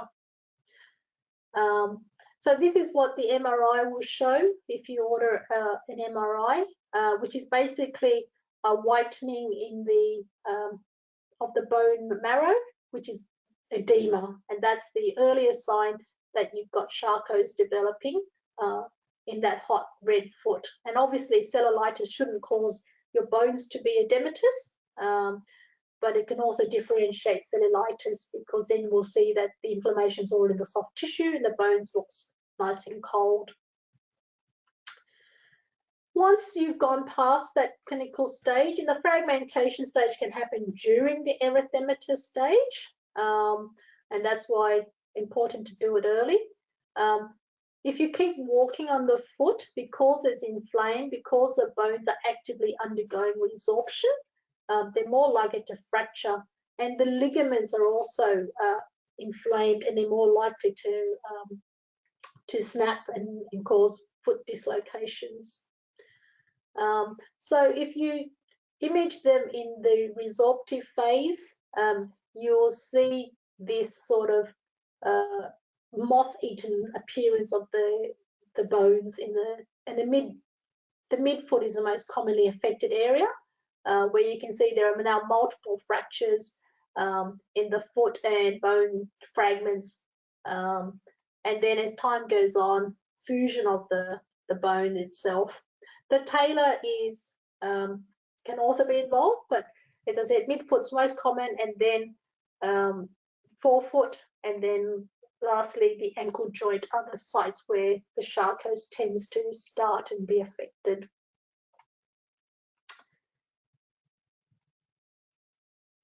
Once the bones have, once the inflammatory process has ran its course, and we don't know exactly what triggers the the start nor what triggers the eventual settling down of the inflammatory pathway. But there will come a time when the inflammatory process will stop and the bone resorption will start to occur. So the foot starts to cool down at this point, and those bits of fragmented bones tend to disappear. The osteoclast is still very active at this stage.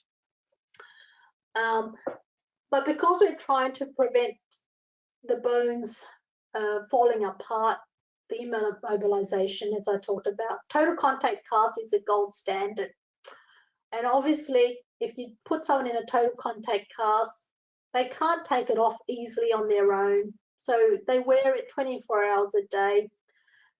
It requires a skill to do because these people often have neuropathic feet. And if the cast is not done just right and it rubs in the wrong place, then you may actually get a foot ulcer on top of the acute Charcot. So total contact cast is a high skilled job, and only a few people can actually do it. And because of that, there are prefabricated casts which have been developed where you don't need the skills and the time. But again, they're designed to take the pressure off the foot. So you can see they've got a bit of a curved bottom, and the patients can put them on. But the problem with them is that they're removable. So patients can take them off. And so you can see that getting them offloaded 24-hour a day is less likely because our patients are generally not that compliant because they're not comfortable, particularly in summer. They're heavy, they're hot. And so people do have a tendency to want to take off their removable casts. But if they do wear them, then as directed, they work quite well. The duration of inflammation, as you can see, is on average, on the mean, 18 weeks. So once they've got Charcot's developing, they can expect to be in a boot for 3 to 4 months. And that's a long time. So people need to understand that it's not infection, not over in 2 weeks. This takes a long time to settle down, and we need to keep the bones as best we can in anatomical position so that when it does cool down and settle down, the bones will heal in the right shape and we don't have deformities and abnormal pressure points. If you do end up, once all the healing is done and the foot is cool, then surgery is only indicated for severe deformity where we can't brace it and this prevents an ulcer issue risk, or the joint is very unstable and they keep falling over because the foot joint is no longer in the right shape, or the pressure from the bone sitting at the wrong level is putting soft tissue at risk of ischemia. That's when we get the surgeons. But like I said, if we can catch this early, offload them and keep the bones in the right shape, then we shouldn't need to get to the point where you've got a Charcot's deformity and the surgeons need to surgically correct the bony abnormalities. Obviously, we try not to operate on diabetic foots because, as I say, they often have their vascular problems and the foot wound may not heal as well, and they're high risk of infection, and they're also already got neuropathic feet. The diabetic foot screening pathway is up on the health pathway, and as I said, there is a number that you can call for urgent referrals. If it's not urgent, you can just fax it through. Otherwise, if you give the podiatry, the John Hunter, a call, then they'll try to assess the patient in the urgent, within 24 hours. And like I said, we can get an MRI within 24 hours to know if they need to remain offloaded or not. So the take-home points for Charcot's is recognise it early. Don't think that all red feet are cellulitis, because by the time you work out that it's not cellulitis, they've had their fractures and their dislocations. A clinical clue is that hyperemia, that very bounding pulse in their foot, and minimal radiological change on X-ray. So you MRI is the way to go. Obviously, if you guys order it, it will cost the patient because it won't be Medicare rebatable. So please just refer them to us and we'll organise the MRI early. But very, very important, They need to offload. They need to offload immediately, and they need to stay offloaded until everything has settled down. Denosumab and bisphosphonate has been trialled, but the data is still not clear to see if we can turn off that osteoclastic resorption. But again, that's only in the trial setting, and so we don't want you using that routinely, but there's some promising areas. Any questions about the diabetic foot? Yes, we do have a question, Judy. A 60-year-old female with diabetic foot pain, absent DP pulsing painful foot, with normal capillary refill time. Is it still worthwhile checking with Doppler arterial in foot and consider referral to vascular surgeon for consideration of revascularization if required? How much blockage, example, more than 40%, would you consider involving vascular surgeon? So with the absent pulses, even if capillary refill time looks normal, I think it's important to get a toe pressure because that's what determines revascularization. If the toe pressure is less than 60, that's when we refer to the surgeons for revascularization. Obviously, they can only revascularize vessels to a certain size. So if the blockage is in a vessel that is of reasonable caliber to either stent or bypass, then that's possible. If it's to do with microvascular circulatory problems, then revascularization is not possible. But when we're talking about toe pressures, it's usually going to be in a larger vessel that allows revascularization. So in this setting, I would say yes, send them on to the podiatrist to do a toe Doppler and see if you've got a biphasic or monophasic wave. And if the toe pressure is below 60, send them on to the vascular surgeon for consideration of revascularization.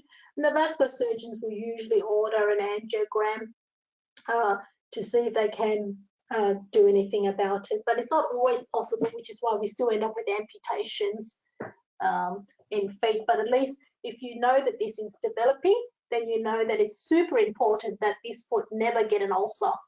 And so the patients need to really, really prevent ulcers at all costs, because otherwise they will end up with amputations. Thanks, Judy. That's all for now. That's okay. I realise I missed a question from Rob Parsons about yearly OGTTs for postpartum women. No, you don't need to do yearly OGTTs forever. You just do the first OGTT for the first year, and then you can screen with the fasting plus blood glucose and HbA1c every 3 years. You can do a fasting glucose and HbA1c under Medicare every year. The guideline says every 3 years makes the most health economic sense for the country. All right.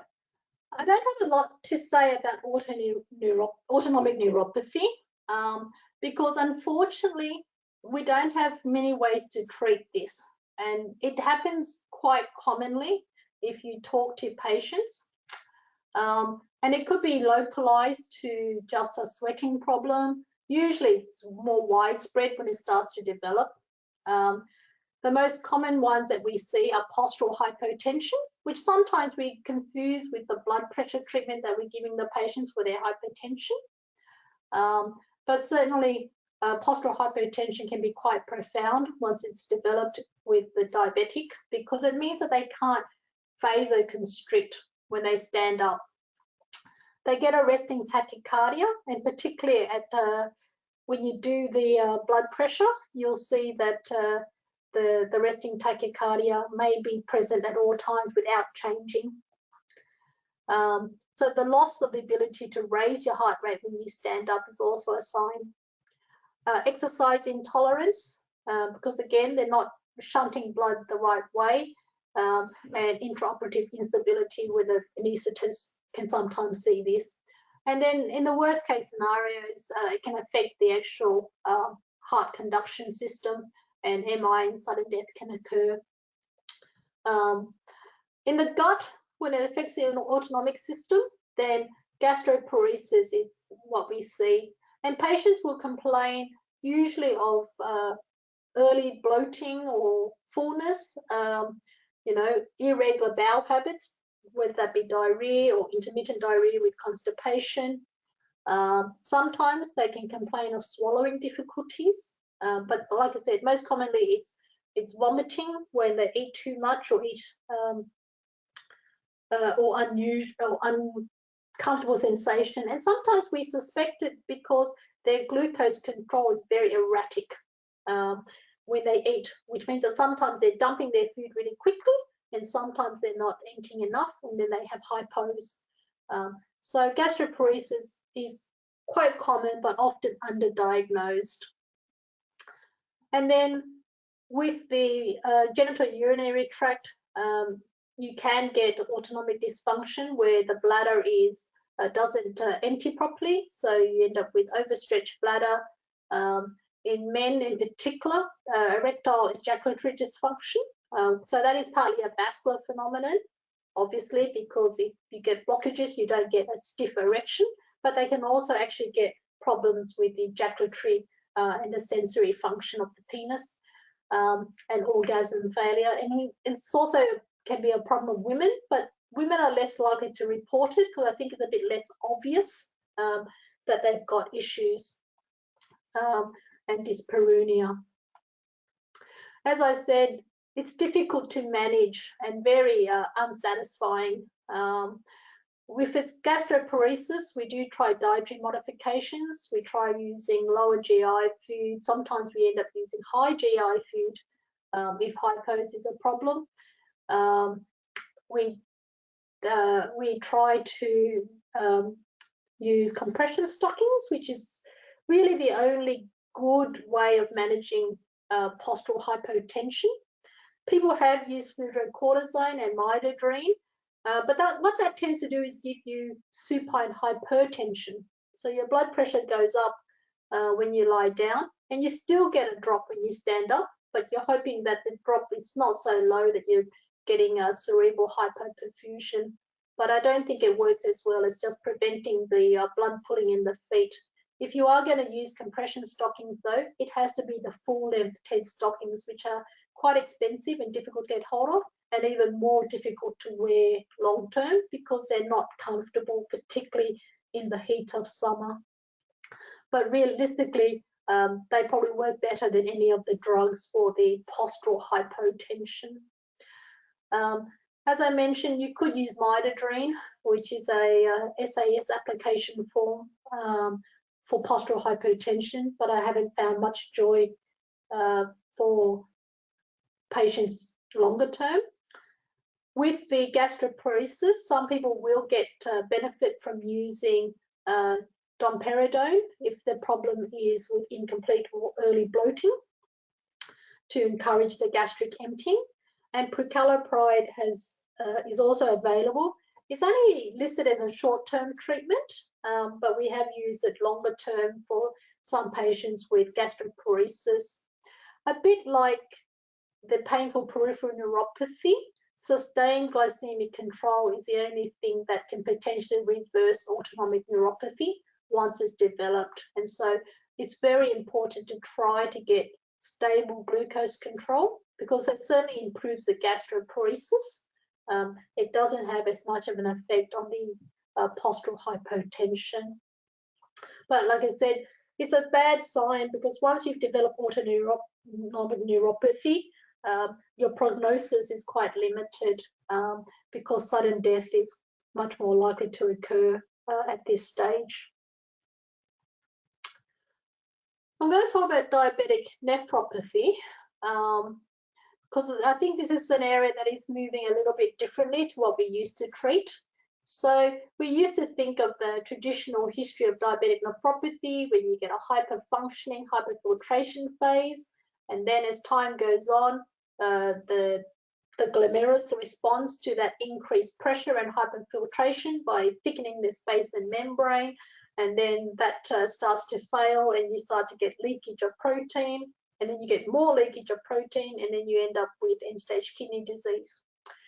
And, you know, the expected time frame historically is, you know, over the period of a decade is when you get to end-stage kidney disease. We now know that this is completely wrong, and many patients will not have proteinuria, and they would just progress with dropping GFR, and you could go from having a normal kidney function, or what appears to be normal kidney function, to end-stage kidney disease within 2 or 3 years. And so this idea of slow development is not correct. So this is why it's very important that you try to determine the risk of progression, development, and then the risk of how quickly is it progressing, because within an individual you can predict the progression rate, but certainly not for the population. So yes, some people will take 20 years to get from microalbuminuria, macroalbuminuria, end-stage kidney disease, but you know, as you hear, if you go to one of Dr. Chaco's talks, we have also seen young people lose their kidney function over 2 or 3 years from what looked to be normal kidney function. So the earliest sign of kidney damage is microalbuminuria, which is why we still encourage and want to test this at least annually. Once you have microalbuminuria, you don't want to wait a whole year before you retest again, because you want to know that your how fast it's progressing, but also to see if your treatment is effective, because if it's not, you want to intensify treatment, because once we get to macroalbuminuria, reversibility is highly unlikely, and so we think of macroalbuminuria as an irreversible progression to end-stage kidney disease. What is microalbuminuria? This is small amounts of albumin below the detection of a dipstick. So putting a dipstick into urine and seeing no protein does not say that you don't have microalbuminuria. And as I said, it's the earliest sign that the glomerulus is starting to fall apart, because the sieve is starting to crack and more protein is leaking through and it shouldn't be leaking through at all if the glomerular basement membrane is holding up.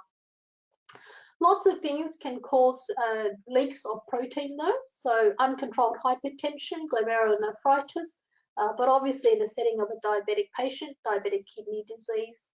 But because there are other things that can cause it, such as aggressive exercise the night before, or the albumin may be coming from lower down in the renal tract. So, you know, if they've had sexual activity or menstrual cycles, then the albumin may not actually be coming from the glomerulus.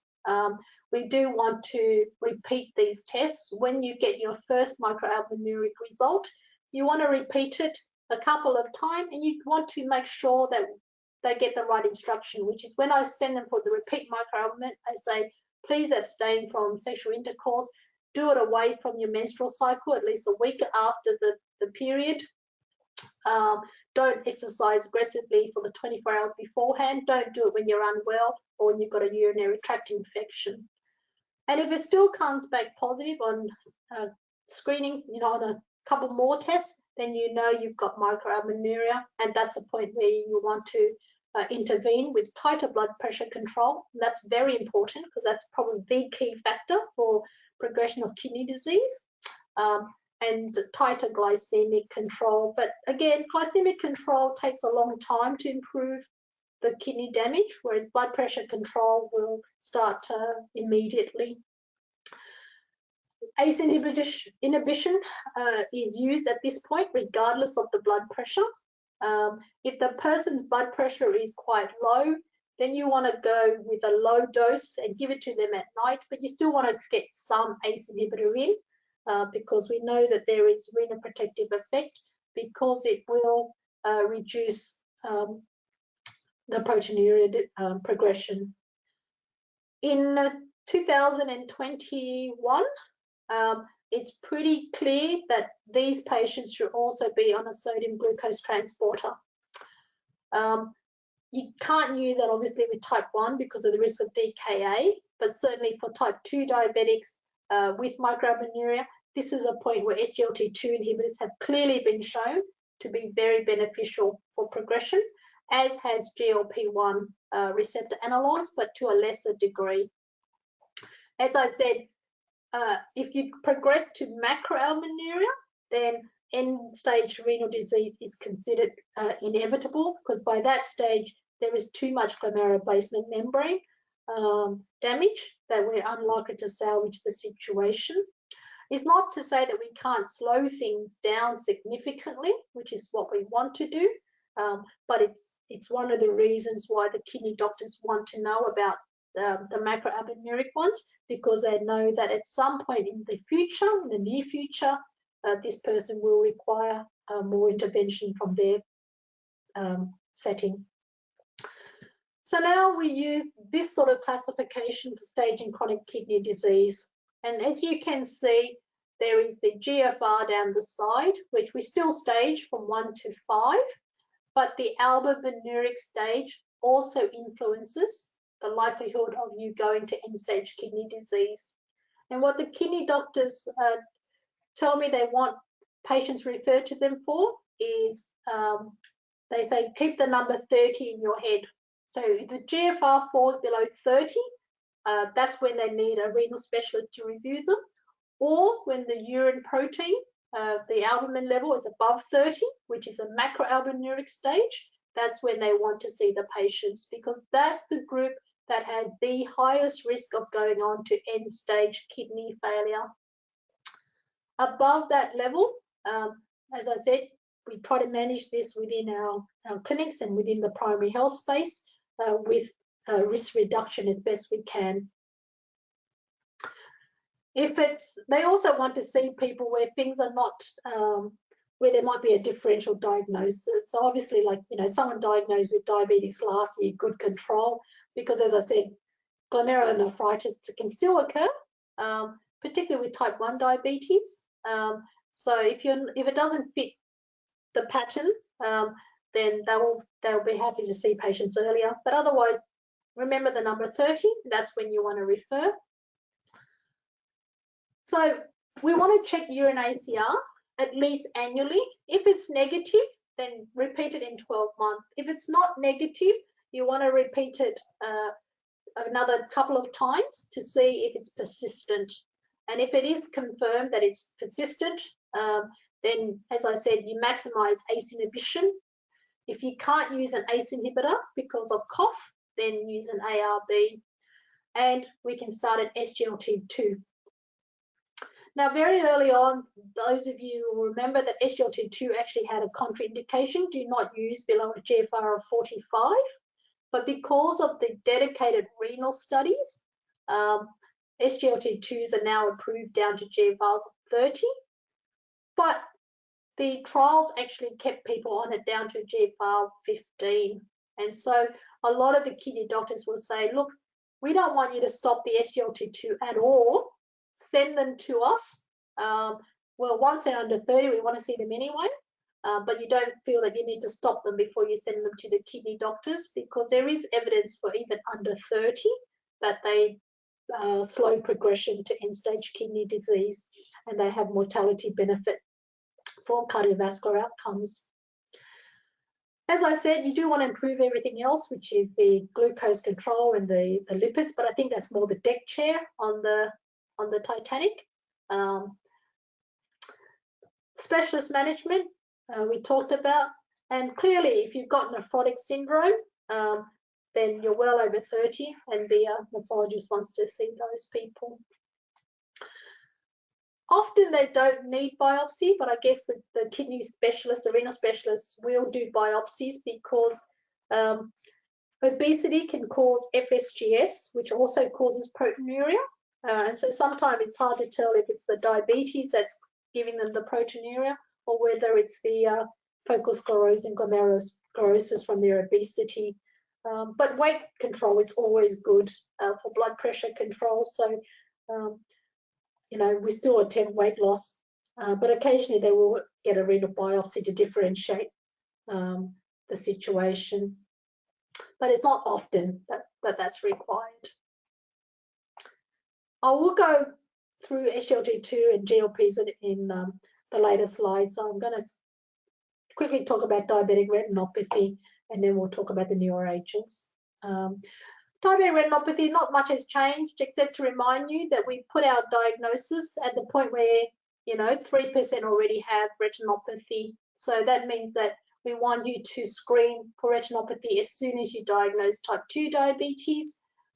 It is associated with glycemic control. It is associated with duration of diabetes, as well as other vascular risk factors. African American heritage seem to have worse retinopathy and earlier retinopathy, and pregnancy can accelerate it. So those are the settings in which you might do more regular reviews. At least every 12 to 18 months, and that's if you have no retinopathy. And then obviously once you've got retinopathy, if it's more than background mild retinopathy, the ophthalmologist will usually get involved to try to preserve vision. Fenofibrate has been shown to slow the progression of retinopathy in type 2 diabetes and probably in type 1. I can't see why the pathogenesis will be different. And is approved, well, it's at least TGA listed for this indication. It will compete with creatinine clearance. So when you start fenofibrate, you will see an increase in creatinine, which will reflect as a drop in eGFR, but that's a false drop, so you don't have to be too worried about it. Some nutritional components do seem to improve the retinopathy or slow the progression. So Mediterranean diet and omega-3 supplementation may be beneficial, and MacuVision, which is a combination of vitamins from the Blue Mountain Eye study, is helpful if they've got macular edema. Management really, like I said, once you're beyond that fenofibrate monitoring, is really with the ophthalmologist for VEGF inhibitor injections or laser therapy. Tight control is very important for progression of retinopathy. So not so important, I should say not so important, but less helpful with nephropathy, but very helpful for retinopathy. So this is the microvascular complication where tight control is important. I'm not going to have time to talk about erectile dysfunction, except to say that men won't tell you about it as a rule. And so you need to ask specifically. And then usually they're very thankful that you do, because often we can help them with it. It's multifactorial. It is compounded by obesity, which results in lower total testosterone because of the SHBG and the higher estradiol levels. So weight loss will often help erectile dysfunction. Once you get beyond that, then really we try to use vasodilators like a PDE5 inhibitor. And if that's not helpful, then you can inject prostaglandins to assist with erectile dysfunction. But like most things, once you get to the end stage situation, there's not a great deal that will improve erectile dysfunction beyond getting into quite invasive implants and things like that. So prevention is key. But if you've got erectile dysfunction, then that's an early sign to you that you've got vascular damage, which means you need to worry about hearts, you need to worry about eyes and kidneys and feet as well as the erection itself. And this, like I said, is an early marker before you get the other complications. I'll skip past macrovascular disease epidemiology, to go with erectile dysfunction, because like I said, that's just a reminder that if you've got erectile dysfunction, think about the heart. The treatment, as I said, PDE5 inhibitors, Cabajet injections, and penile pumps. If you're not comfortable with prescribing or talking about these sort of injections, then we're happy to see them. Neurology actually are more likely to, they're more likely to be referred to urologists, because they can also discuss things like penile pumps and implants for the man that is willing to go down that pathway. And because we're a bit over time, and we covered this on Monday night, I will talk about the newer agents. So this is where things always get a little bit confusing for you, because they're like, well, they've got some really good new agents and I'm not sure which one I should use. And I guess SGLT2s are the one that came out a bit earlier. And, you know, initially they were just seen as glucose lowering drugs. They were only modestly effective, you know, 0.5% reduction. But the cardiovascular outcome trials is what really changed the scene for SGLT2 inhibitors. These were done as safety trials to show that they didn't cause more heart attacks or more heart failures like the TZDs did.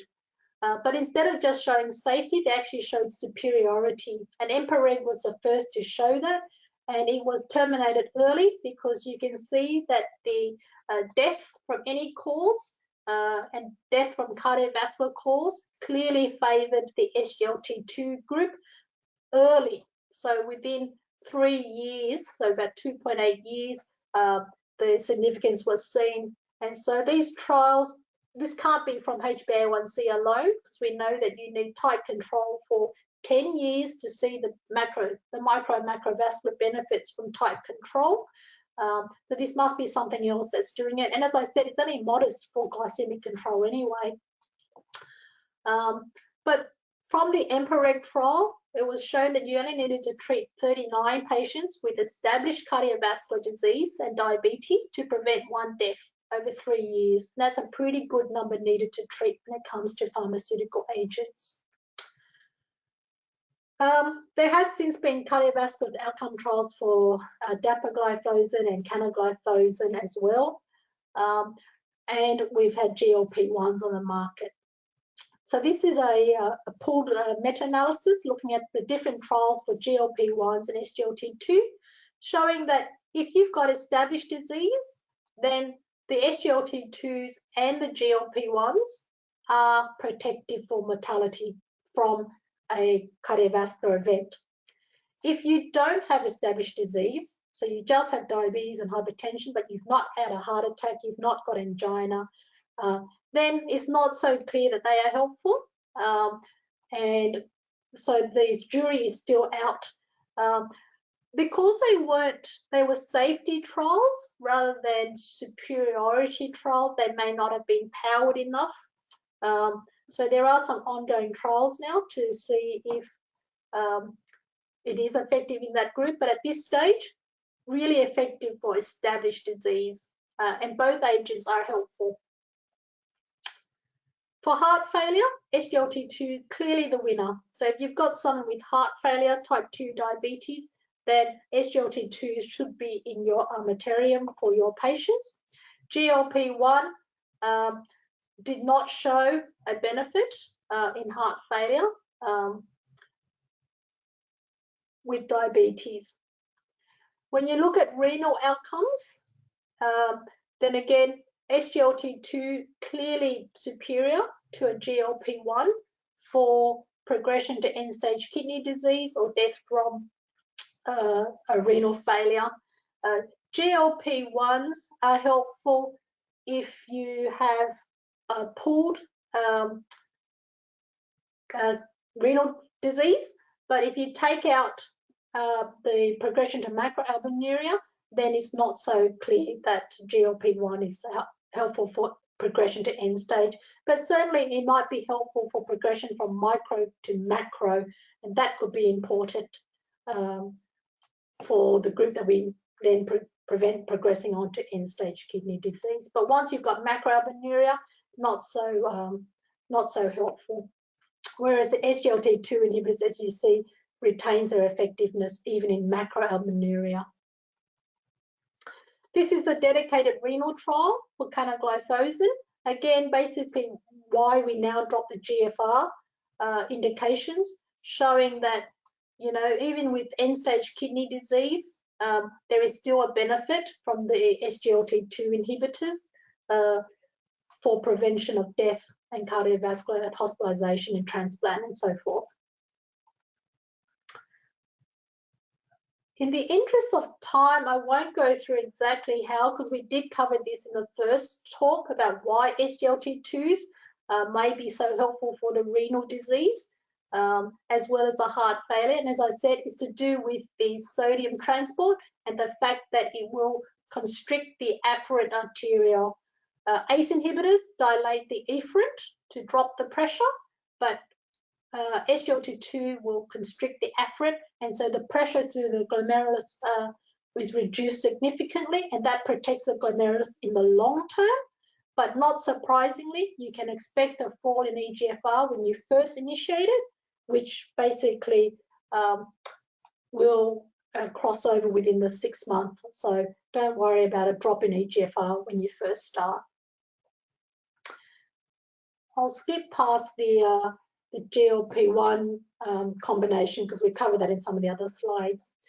And as I finished on Monday, I finished with the EASD 88 guidelines, because when you're a clinician at the coalface and you want to know what to do, I think this is the best way to look at it. So metformin, first-line therapy. If you've got established cardiovascular disease and it's the cardiovascular disease that's the main thing, then SGLT2 inhibitor or GLP-1. In the fine print below, it actually tells you the evidence for the different ones. So you can see which one is better amongst the class. If it's heart failure, then SGLT2, clearly the winner. So with absolute cardiovascular disease, you saw the graph, they're about the same. But once you've got heart failure or chronic kidney disease, SGLT2 preferred over GLP-1, but still worth considering that as a second-line agent. And then if you don't have kidney disease, you don't have cardiovascular disease, then these are the algorithms based on science about which one you should use as your second-line agent and your third-line agent as well. And then, as I said, if cost is an issue, sulfonylureas, and that's kind of where we're stuck in Australia. But that's why a lot of us aren't comfortable with where we're stuck at, because if you can look at this science-based consensus across the world, sulfonylurea is now coming down at third line or fourth line for benefit for the patient longer term. And so the take-home message, think about complication screen. The progression is not always stepwise. Weight control is important for nephropathy as well as for heart failure and Charcot's feet, and blood pressure is very important. Always think about Charcot's when you've got that hot, swollen foot, and then please remember that when you've got a baby in the picture, we're dealing with a very different type of diabetes ball game if we're going to get good outcomes. And I'm going to stop there and see if there's any burning questions that anyone might have. We do have one more question. Young male type 1, erectile dysfunction and high androgen level. What is next step? A high androgen level. So I think this is a little bit complicated because you need to get a very good history from your young type 1 patient. Because it depends how long they've had their diabetes and whether you think that they have had it long enough to cause vascular damage. It'd be unusual to have vascular damage affecting erectile dysfunction without some retinopathy or some degree of nephropathy. And you know, obviously testosterone levels are good, so the libido is not the issue. But you want to probe into, you know, is it actually truly a vascular phenomenon? Is it a sexual desire problem? A lot of antidepressants that we use for young people will actually affect erections as well. So you've got to review those sort of questions. So I think in a young guy, if once you're comfortable that there's nothing else and you think this is a vascular phenomenon, then I would use Viagra or something like that, Cialis in the first instance, to see if it will help. But like I said, it's not always a straightforward vascular problem, particularly if they haven't had diabetes for very long. And particularly, like I said, if they're taking other medications that may impair erections.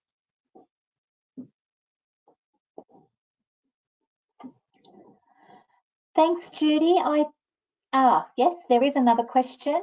Does high doses of SGLT2 decrease mortality rate for patients with heart failure?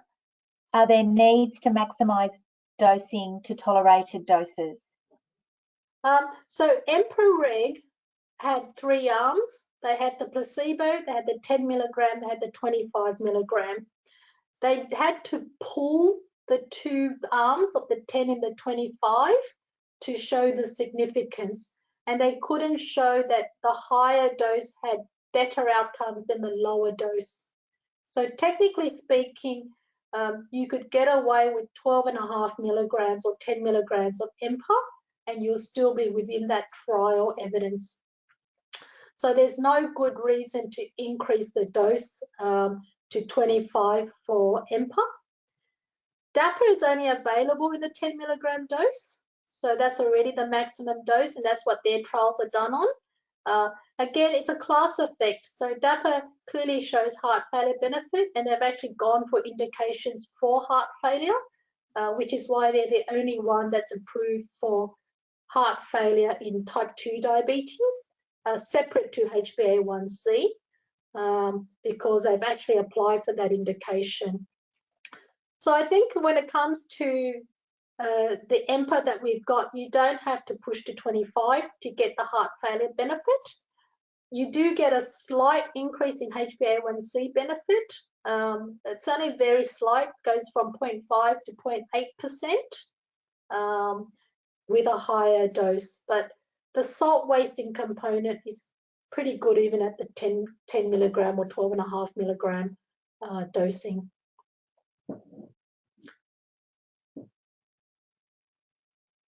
Thank you. That's the last of our questions. So that's great. We got them all covered tonight. Judy, thank you so much for all of your very valuable time. Thanks everybody for coming tonight. Our next webinar that's open to everyone across the patch is next Wednesday night. It's starting at 6:30 and it is on COVID, reactions to COVID vaccinations. So another hot COVID topic. Thanks everyone, and I hope you all have a good weekend. Thank you. Good night.